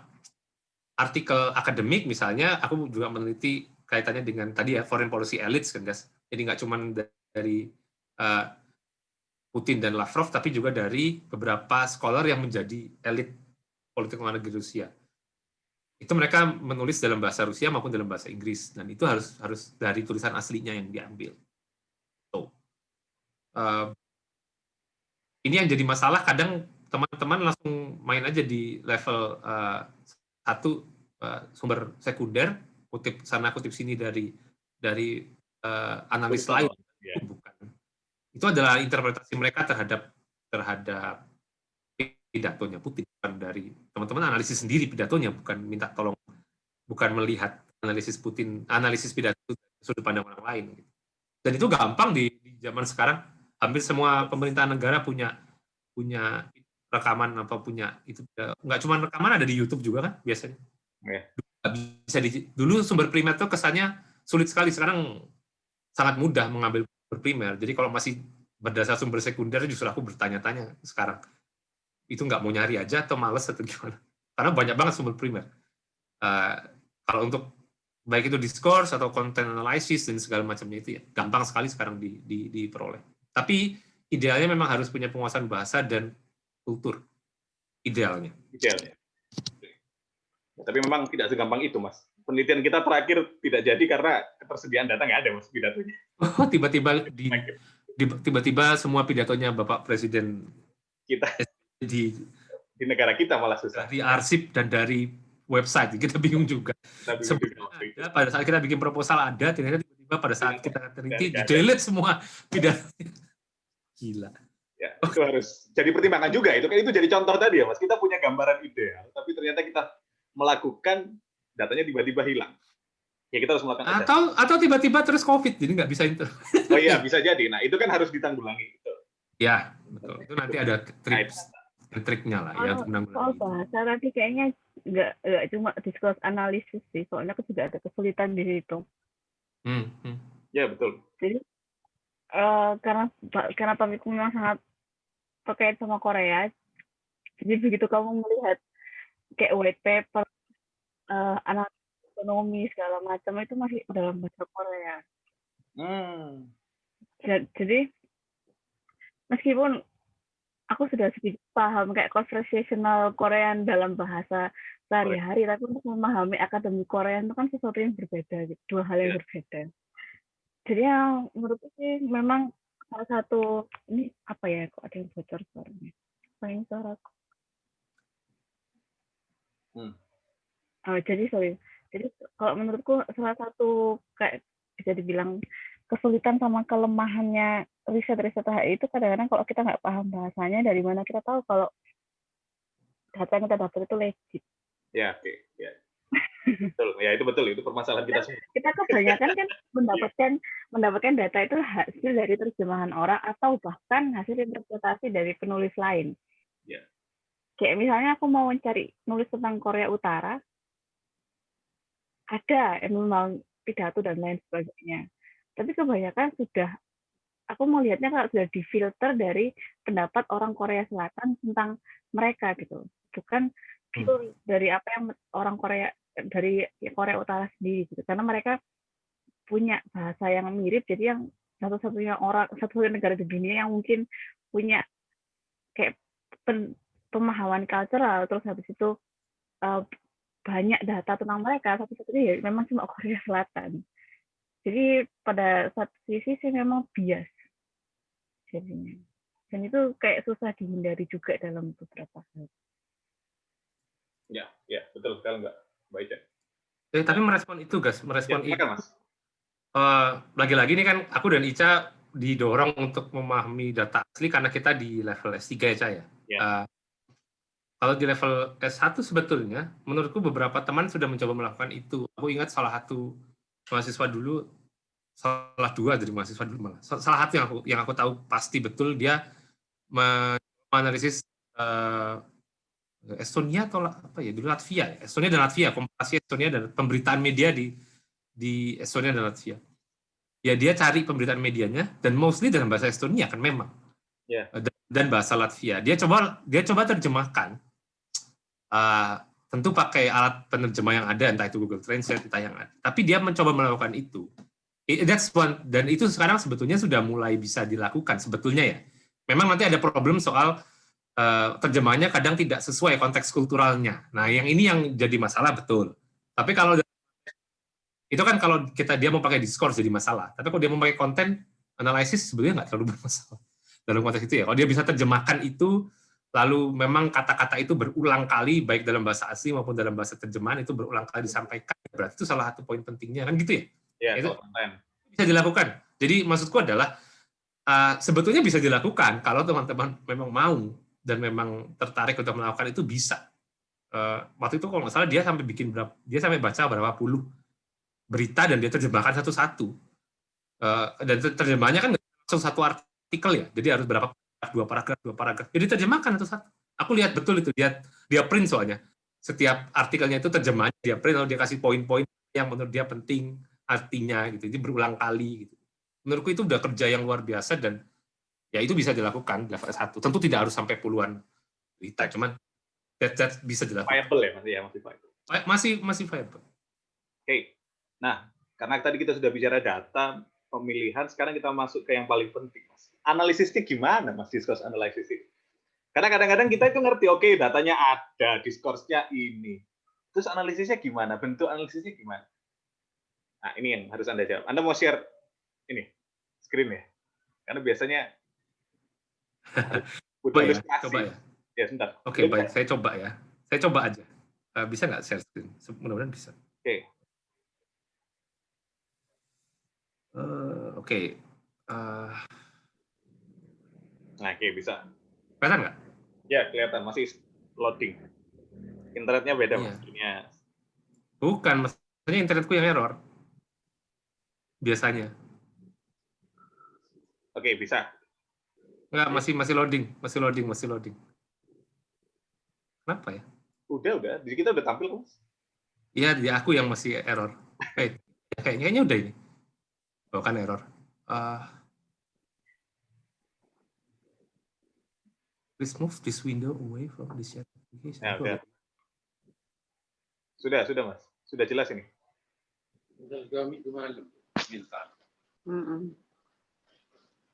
Bisa ya? Ya, sudah bisa. Enggak, soalnya di aku loading terus, tapi ya udahlah. Ini baru bisa. Nah, oke. Baik, ini aku kasih contoh satu aja. Ini pidato Putin tahun 2012 kalau aku tidak salah ya, mudah-mudahan aku nggak salah. Iya benar, 27 Februari 2012. Ini beberapa kalimat yang aku coba untuk analisis. Kalimat pertama aja yang menurutku menarik. Jadi dia mengatakan secara spesifik bahwa ini bukan pidato sebenarnya, ini tulisan dia di salah satu majalah di Cina. Jadi dia bilang di sini bahwa first of all, I'm convinced that China's economic growth is by no means a threat. Okay, but the challenge carries colossal potential for business cooperation. a chance to catch the Chinese wind. Baca ya? Ya, baca.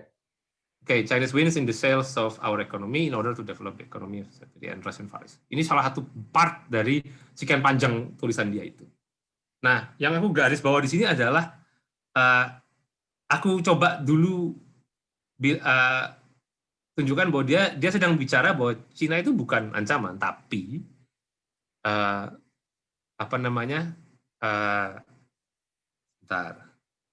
tapi Rusia itu satu, Cina bukan ancaman. Kalaupun dia dianggap sekarang sedang naik, itu adalah challenge yang justru menjadi peluang, kan gitu ya. Nah, tapi aku memaknai kalimat ini begini. Ini lagi-lagi soal pemaknaan kalimatnya. A chance to catch the Chinese winds in the sail of our economy. Aku memaknainya bahwa Rusia itu sudah tertinggal, dan ini adalah kesempatan untuk memperbaiki kondisi di Rusia. Oke, pemaknaan awalnya sederhana. Ini pemaknaan awal sederhana. Lalu aku baca yang lain kan ya, pidato-pidato yang lain. Itu juga muncul beberapa kali bicara soal sudah tidak ada lagi, bahwa Cina itu bukan lagi ancaman misalnya. Di beberapa tempat nanti ada. Jadi itu tadi yang aku bilang ke Mas Wahyu, kalimatnya spesifik mengatakan bahwa dia bukan ancaman, lalu itu berulang di banyak pidato berikutnya. Nah, yang aku lakukan sesudahnya, ini sangat khas dari discourse analysis. Yang aku lakukan sesudahnya adalah presentasi pemaknaanku terhadap pernyataan ini di depan, baik itu di depan mahasiswa lain, di depan peneliti, di depan dosen-dosen yang lain. Aku presentasi kan, pembimbingku sih kayak dia ngerasa oke aja gitu. Ya, beberapa kali polanya memang Cina selalu disebut sebagai Cina ini bukan lagi ancaman. Aku memaknainya ketika dia menyebutkan bukan ancaman, berarti sebetulnya orang masih ada narasi bahwa Cina itu ancaman, sehingga Putin perlu berkali-kali mengatakan bahwa dia bukan ancaman. Itu analisisku. Aku bisa punya analisis gitu dari mana? Aku tahu konteksnya bahwa selama ini konteks kulturalnya Rusia itu selalu merasa bahwa ancaman buat mereka datang dari timur. Makanya ada istilah yellow peril di Rusia. Itu harus aku tahu dulu.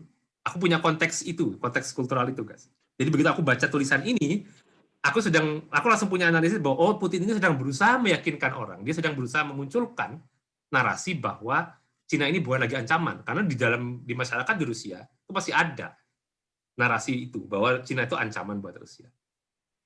Tuh, jadi itu salah satu cara analisisnya. Konteksnya kamu sudah tahu. Konteks bahwa selama ini Cina itu dianggap selalu sebagai ancaman secara kultural dan secara sosietal buat masyarakat Rusia. Kemungkinan akan mengambil, jadi ada secara historis itu ada ancaman bahwa Cina akan mengambil alih Russian Far East, perubahan penduduknya tinggi kayak gitu-gitu. Ini kan harus sudah tahu sebelumnya dari bacaan-bacaan lain gitu. Nah, ketika ada kalimat ini, kamu langsung bisa berpikir bahwa dia mengatakan ini ancaman. Bukan saja itu, dia sedang berusaha meyakinkan orang bahwa bukan lagi ancaman. Tapi ada sisi lain dari kalimat ini. Pertama kalimat ini, a chance to catch the Chinese winds in the sail of our economy. Itu kalau kata salah satu temanku, dia waktu itu memunculkan narasi yang menarik banget. Jangan-jangan Rusia ini, kenapa Putin pakai istilah Chinese winds in the sail of our economy? Dia sedang mengatakan bahwa Cina itu angin, Rusia itu kapal.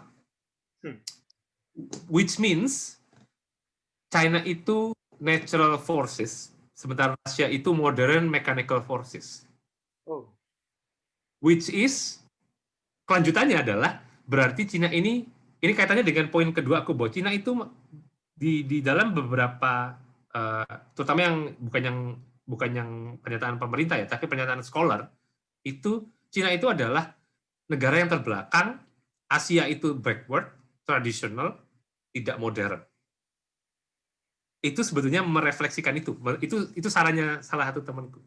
Dan setelah kita diskusi panjang, ternyata banyak kalimat-kalimat seperti itu, bahwa Rusia itu merasa dirinya modern, Cina itu terbelakang. Dan itu nggak cuma di Rusia doang, di Indonesia, di Vietnam juga disampaikan. Ketika dia ngomong soal, nggak cuma soal Cina, soal Vietnam, soal Indonesia, soal Asia secara keseluruhan, masih dianggap sebagai sesuatu yang terbelakang. Again, kesannya kalimatnya sederhana, ya kan? Kalimatnya cuma satu ini doang, ini satu kalimat doang bisa jadi maknanya panjang. Tapi yang kunci di sini adalah karena aku sudah punya konteks bahwa selama ini Cina dianggap ancaman, begitu ada kalimat Cina bukan ancaman tuh langsung nempel di kepala aku, bentar gitu. Langsung ada tanda tanya, kan selama ini dianggap ancaman. Kalau dia bilang bukan, itu berarti nggak cuma sekadar mau mengatakan bahwa oh bukan kok, tapi dia sedang meyakinkan, membuat sebuah narasi baru bahwa udah nggak zaman kita bilang Cina ancaman, Cina bukan lagi ancaman. Atau dia sedang menyembunyikan sesuatu hal yang lain, bahwa sebenarnya Cina ini masih dianggap ancaman besar, tapi dia berusaha untuk menunjukkan bahwa enggak buat kita enggak. Nah ini yang perlu di cross check kayak gitu kan, cari teks lain. Atau contoh lain misalnya Rusia itu selalu mengatakan bahwa dia adalah European, dia bukan Asia. Beberapa pidato selalu mengatakan seperti itu. Ini harus dicari ke bawah sih.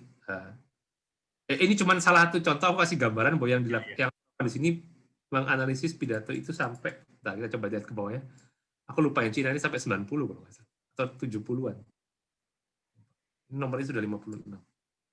70. Oh ya, dilihat ke kiri lah, ada 80 something.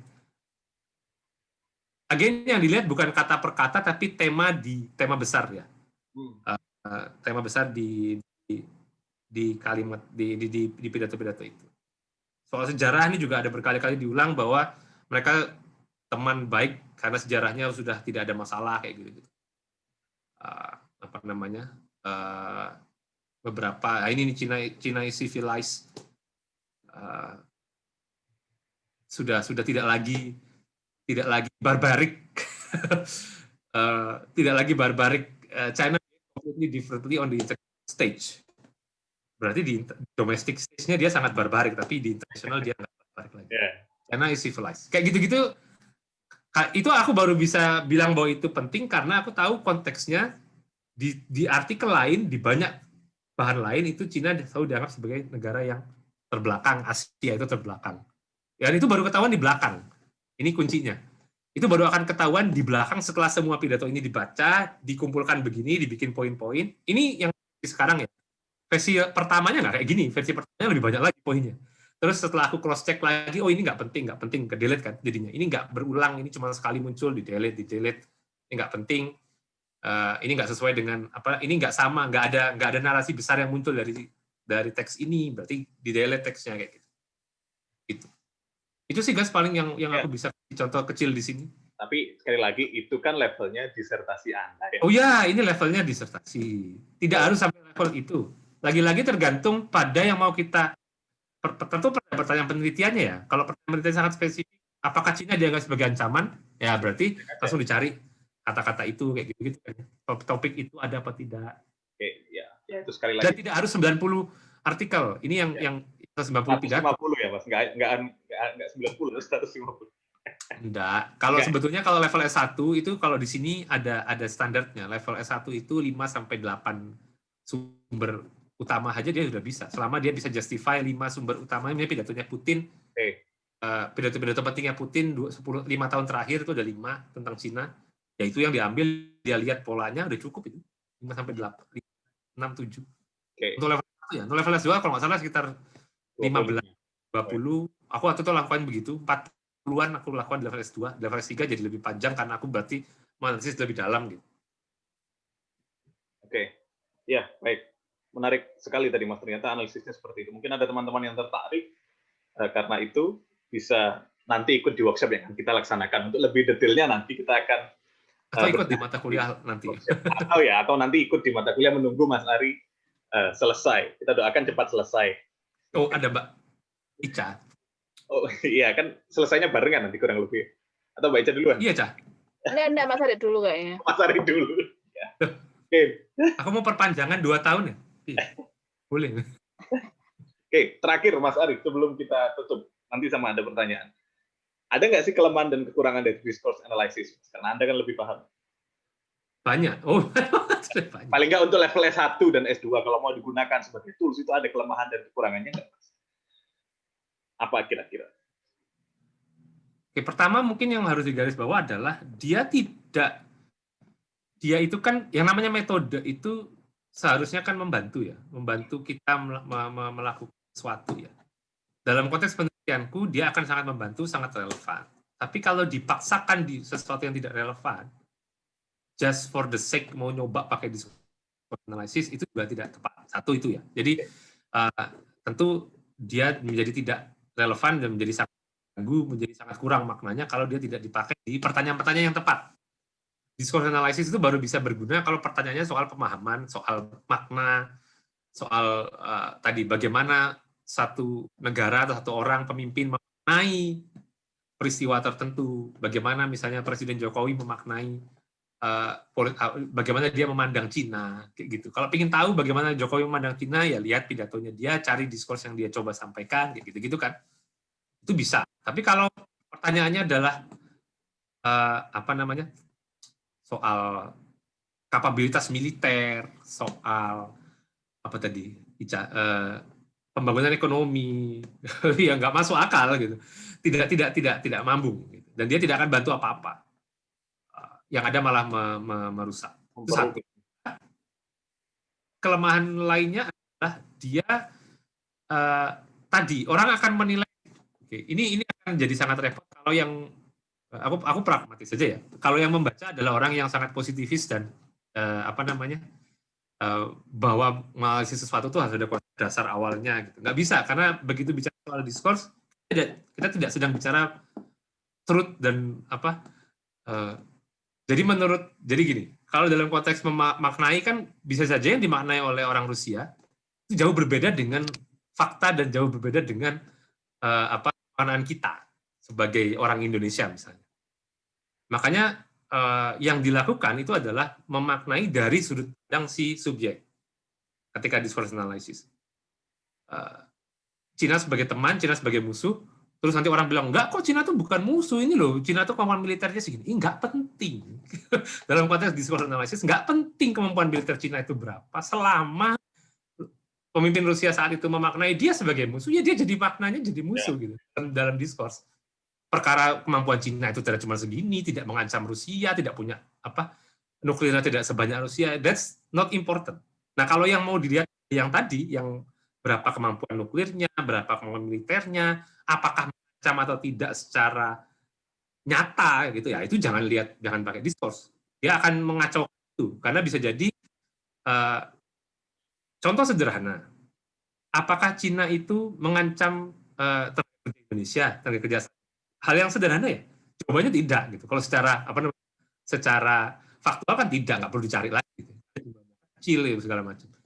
Tapi kalau pertanyaannya apakah warga Indonesia atau mayoritas masyarakat Indonesia atau jangan mayoritas lah, apakah menteri-menteri tertentu misalnya menteri-menteri di kabinet Indonesia sekarang ini memaknai tenaga kerja Cina sebagai ancaman, nah itu satu hal yang berbeda. Karena bisa jadi jumlahnya kecil pun dianggap sebagai ancaman. Tanya ke waktu kampanye, tanya ke Pak siapa Menteri Pertahanan kita sekarang. Calon presiden yang lama itu Bapak Prabowo tanya waktu itu bagaimana diskurs yang coba dia bangun atau bagaimana narasi yang dia bangun dan diskurs pemikiran dia seperti apa. Ya menurut dia mungkin ancaman. Kalau dari pidato-pidatonya kan terlepas dari apakah betul ancaman atau tidak, nggak penting juga karena bukan itu yang kita lihat. Nah, ini yang menurutku dia jadi lemah kalau dilihat dari sudut pandang itu tadi. Kalau kita pertanyaannya akan tidak fair misalnya ketika ada orang yang sedang meneliti tentang diskurs, tiba-tiba ditanya, tapi kan sebetulnya tidak mengancam Cina ini, gitu misalnya ditanya begitu loh, ya nggak bisa gitu jadinya, bukan itu poinnya, gitu kan? Begitu juga sebaliknya, guys. Nanti kalau pertanyaannya adalah soal tadi yang Ica sampaikan kausalitas, gitu ya, diteliti secara statistik segala macam, aku tentu yang misalnya penelitiannya tentang diskurs nggak bisa tanya, loh jadi sebetulnya Putin memaknainya seperti apa? Nggak penting itu, makna itu jadi nggak penting karena bukan itu yang mau dilihat. Nah ini tentu tidak cuma mahasiswanya tapi yang juga membaca juga harus paham ketika dia meneliti soal makna ya kebenaran menurut kita dan objektif itu jadi nggak ada gitu, karena bukan itu yang mau dilihat sebenarnya. Tuh, ini kelemahannya, karena kalau mahasiswanya sampai nggak ngerti, ini repot kan ya, yang make nggak ngerti, terus ditanya sama orang lain loh. Tapi kan Cina, misalnya aku nih ditanya, loh tapi kan Cina nggak mengancam Rusia, dia kan berteman begini-begini, dia aliansi dengan Amerika, melawan Amerika. Iya, tapi bukan itu. Ini lebih penting adalah bahwa visi tentang Cina itu akan masyarakat Cina itu nanti akan masuk ke Rusia, Russian Far East, akan bermigrasi ke sana, akan berkembang biak di sana, beranak pinak, lalu mengambil wilayah-wilayah Rusia, itu masih ada. Apakah itu cuma ketakutan biasa? Bisa jadi. Apakah itu xenofobik dan rasisme? Bisa jadi. Tapi tidak menghilangkan arti penting makna itu menurut mereka kan. Sama seperti yang meneliti soal yang di Amerika sekarang. Konspirasi bla bla bla. Iya, betul. Election fraud-nya tidak penting, tidak terjadi, tapi bahwa orang memaknai itu sebagai election fraud itu penting untuk dipahami, gitu kan? Betul. Itu yang harus, itu kelemahannya menurutku. Kelemahannya. Selain yang tadi ya, selain yang agak sulit dilakukan karena bahasa dan segala macam itu. Kelebihannya? Nah, Anda ini kalau cari kekurangan bisa kelebihan. Memang itu penyakit manusia. Nanti kesannya promosi. Enggak, nanti kesannya promosi kalau kelebihan. Kalau kelebihan menurutku satu, dia memberikan cara pandang yang berbeda. Kita mencoba memahami kalau yang sekarang menurutku ya, yang sekarang tidak ada di dunia itu jadi sangat filosofis. Yang tidak ada di dunia itu adalah kemampuan kita untuk memahami kenapa pihak lain berperilaku tidak rasional menurut kita. Dan menurut discourse analysis itu salah satu kekuatan besarnya di situ. Dia bisa memberikan pemahaman tentang kita jadi bisa tahu kenapa satu negara melakukan hal-hal yang tidak rasional. Kenapa Rusia menyerang Ukraina? Nggak rasional. Secara militer tidak rasional. Kenapa dia mengambil Crimea? Itu tidak rasional. Nggak ada rasionalisasinya. Militer nggak masuk akal, ekonomi Rusia krisis, segala macam. Nggak ada ininya. Nggak ada pentingnya itu. Buat ekonomi nggak penting, buat integritas wilayah juga penting, dibiarkan aja nggak ada masalah. Tapi kalau dilihat dari diskurs yang terbentuk di dalam, bagaimana orang Rusia memaknai Crimea, bagaimana arti Ukraina buat identitas Rusia, itu jadi sangat penting. Jadi perilaku tidak rasional itu bisa dipahami. Dan menurutku itu bukannya itu salah satu yang sekarang kita nggak punya. Ya. Maksudnya aku termasuk yang setuju dengan narasi-narasi election fraud, anti vaksin, yang sekarang muncul semua itulah narasi-narasi nggak penting itu. Tapi yang sekarang harus dilakukan, kita harus paham kenapa itu banyak orang yang percaya kan. Kenapa kok banyak yang tetap percaya? Kenapa kok ada 75 juta orang Amerika yang masih milih Donald Trump? Ya kan? Karena itu nggak sedikit dan itu harus kita harus tahu kenapa gitu. Perkara mereka semua tidak rasional, tidak berpikir itu kan banyak yang sekarang muncul gitu ya, tuduhan-tuduhan dari banyak kelompok bahwa mereka tuh memang orang Amerika yang tidak rasional, tidak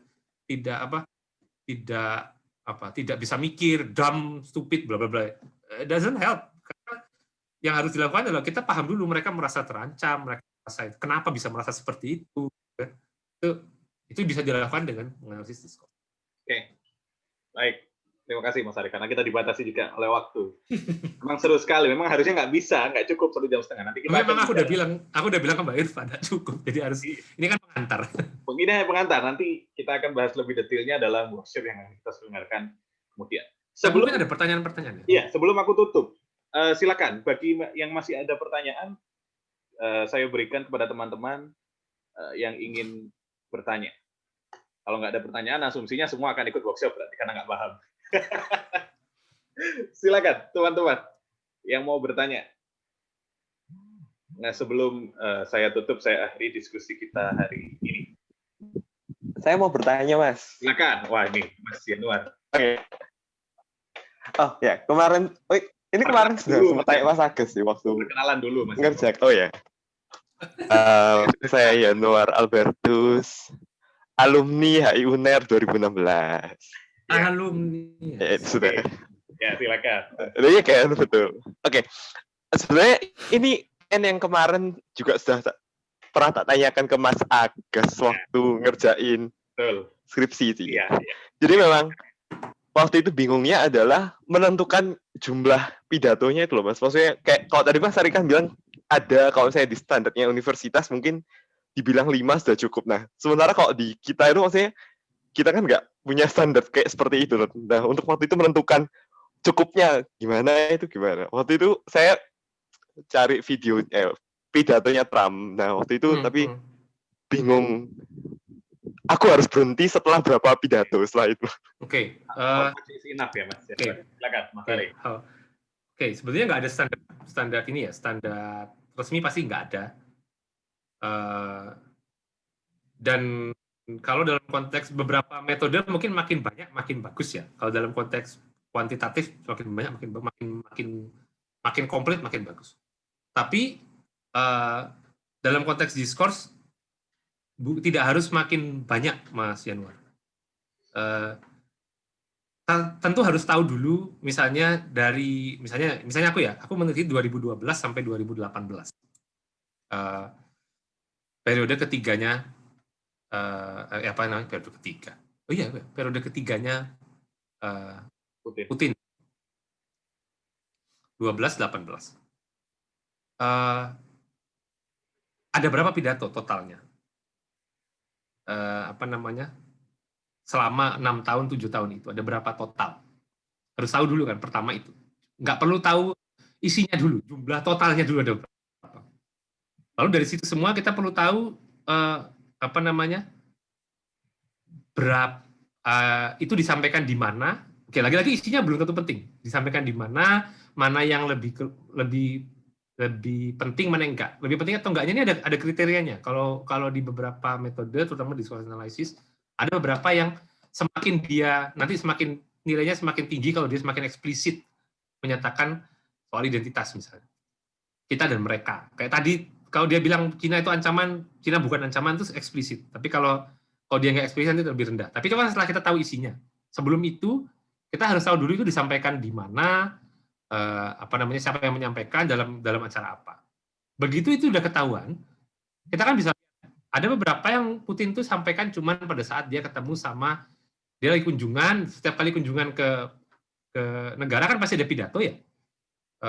Pidato sebelum pertemuan meeting itu kan ada pidato dulu, pidato gitu kan ya. Biasa itu. Itu satu hal. Tapi ada satu lagi, ada yang itu menurutku tidak terlalu penting. Karena yang lebih penting adalah dia punya beberapa artikel tulisan dia yang dia tulis sendiri.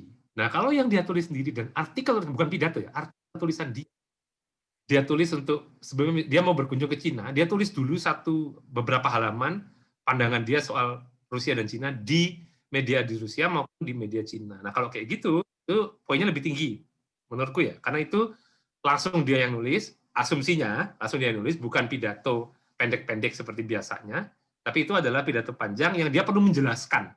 Jadi dia perlu berargumen,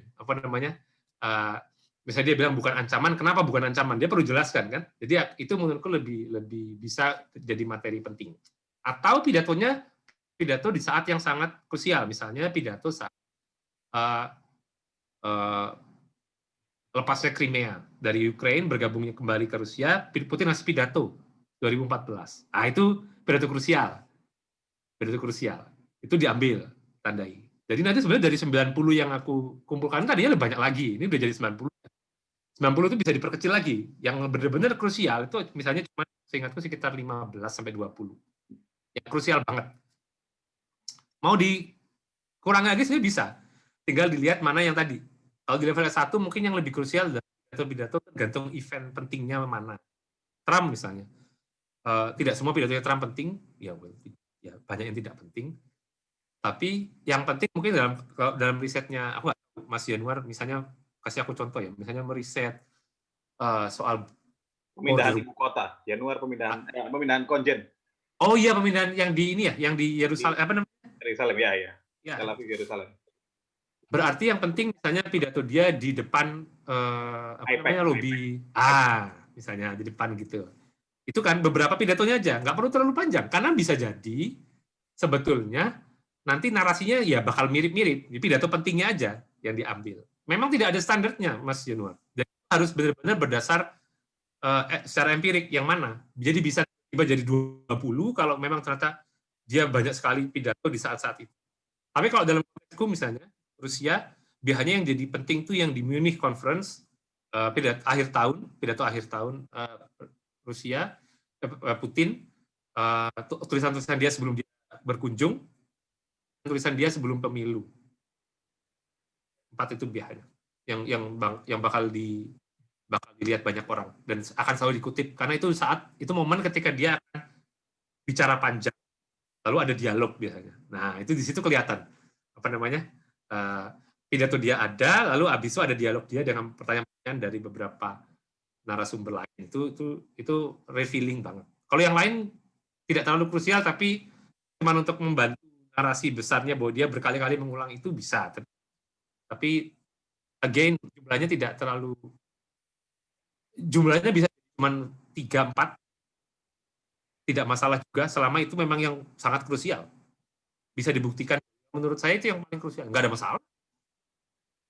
Oke. Bagaimana Mas Januar, terjawab ya Mas Januar, saya kira? Terjawab. Oke. Karena waktu itu kalau saya boleh berbagi. Boleh Mas. Boleh banget. Waktu itu akhirnya saya mengakalinya dengan ya itu tadi pilih yang event-event penting kayak pidato waktu inauguration, lalu pidato contohnya waktu IPAC gitu juga. Tapi juga terus waktu itu bingung kayak kapan berhentinya, caranya otomatis kayak milih dari jaraknya yang rada berbeda. Misal satu pidato 2016, 2017, 2018 apakah tetap konsisten narasinya itu dan juga bisa. seperti Itu juga bisa. Jadi timeline kan ya berdasarkan seperti itu akhirnya. Ya. Ada satu prinsip lain sebetulnya Mas Aga. Jangan lupa bahwa ini diskurs tidak tergantung pada 1-2 orang. Karena orangnya jadi tidak penting. Dia kan mewakili diskurs besarnya kan. Kan katanya the author is dead ya, long live the author. Yeah. Sudah tidak penting lagi sebetulnya orangnya siapa, karena dia itu sebenarnya kita ambil untuk mewakili diskurs besarnya. Jadi ini agak beda dengan penelitian misalnya melihat cara pandang Putin. Bukan, ini aku tidak sedang melihat cara pandang Putin atau diskursnya Putin seorang, tapi ini diskursnya Rusia secara umum. Karena diskurs itu nggak bisa cuma 1-2 orang yang punya. Diskurs itu harus community dan harus societal, harus masyarakat yang dan agak beda dengan misalnya penelitian kebijakan luar negeri, analisis kebijakan luar negeri dari analisis atau dari eksplanan individu ya, itu beda. Kalau itu mungkin makin banyak, makin ke wawancara yang informal, itu yang lebih penting kan. Wawancara informal itu ya kalau tiba-tiba ditanya dia jawab spontan, itu lebih penting kalau buat analisis individu. Tapi ini bukan, ini melihat pola umum dari cara berpikir satu negara, satu bangsa. Jadi melihatnya ke yang tertulis, ke yang bukan tertulis saja. Ada bisa diakses publik. Ada juga yang bilang yang di publik itu nggak penting karena yang pentingnya rahasia-rahasia lah. Yang itu nggak penting kalau di diskurs rahasia itu nggak penting. Yang penting yang publik karena dia merepresentasikan atau membentuk cara pandang publik, bukan yang rahasia-rahasia itu. Rahasia-rahasia itu nggak krusial kok dalam konteks ini. Again, lagi tergantung pertanyaan dan teori ya. Kalau teorinya bukan soal diskurs, bukan soal makna ya, yang penting mungkin yang rahasia tadi. Oke, baik. Berarti itu tadi poin plusnya. Ya, itu oke. HI kan sama ini selalu kesulitan ya, karena akan selalu ditanya, ya kamu kan nggak bisa tahu, dia di belakang layar sana ngomongnya apa ke pembantu menterinya, sebetulnya dia berpikir seperti apa. Kalau dalam konteks diskurs, itu nggak penting sama sekali. Ya, oke. Baik. Terima kasih. Sayang sekali, teman-teman, karena waktunya sudah injury time 20 menit. Jadi, kita harus akhiri diskusi kita hari ini.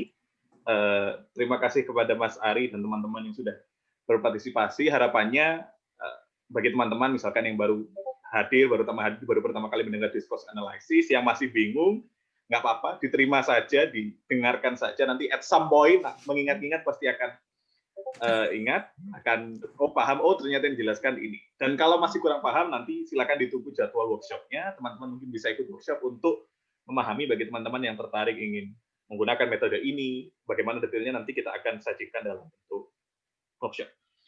Oleh karena itu, dengan ini saya akhiri diskusi kita hari ini mengenai research method, discussion series research method yang pertama dari JSGS mengenai discourse analysis. Kurang lebihnya mohon maaf. Terima kasih atas partisipasi teman-teman. Sampai jumpa pada discussion series lainnya. Selamat malam. Malam.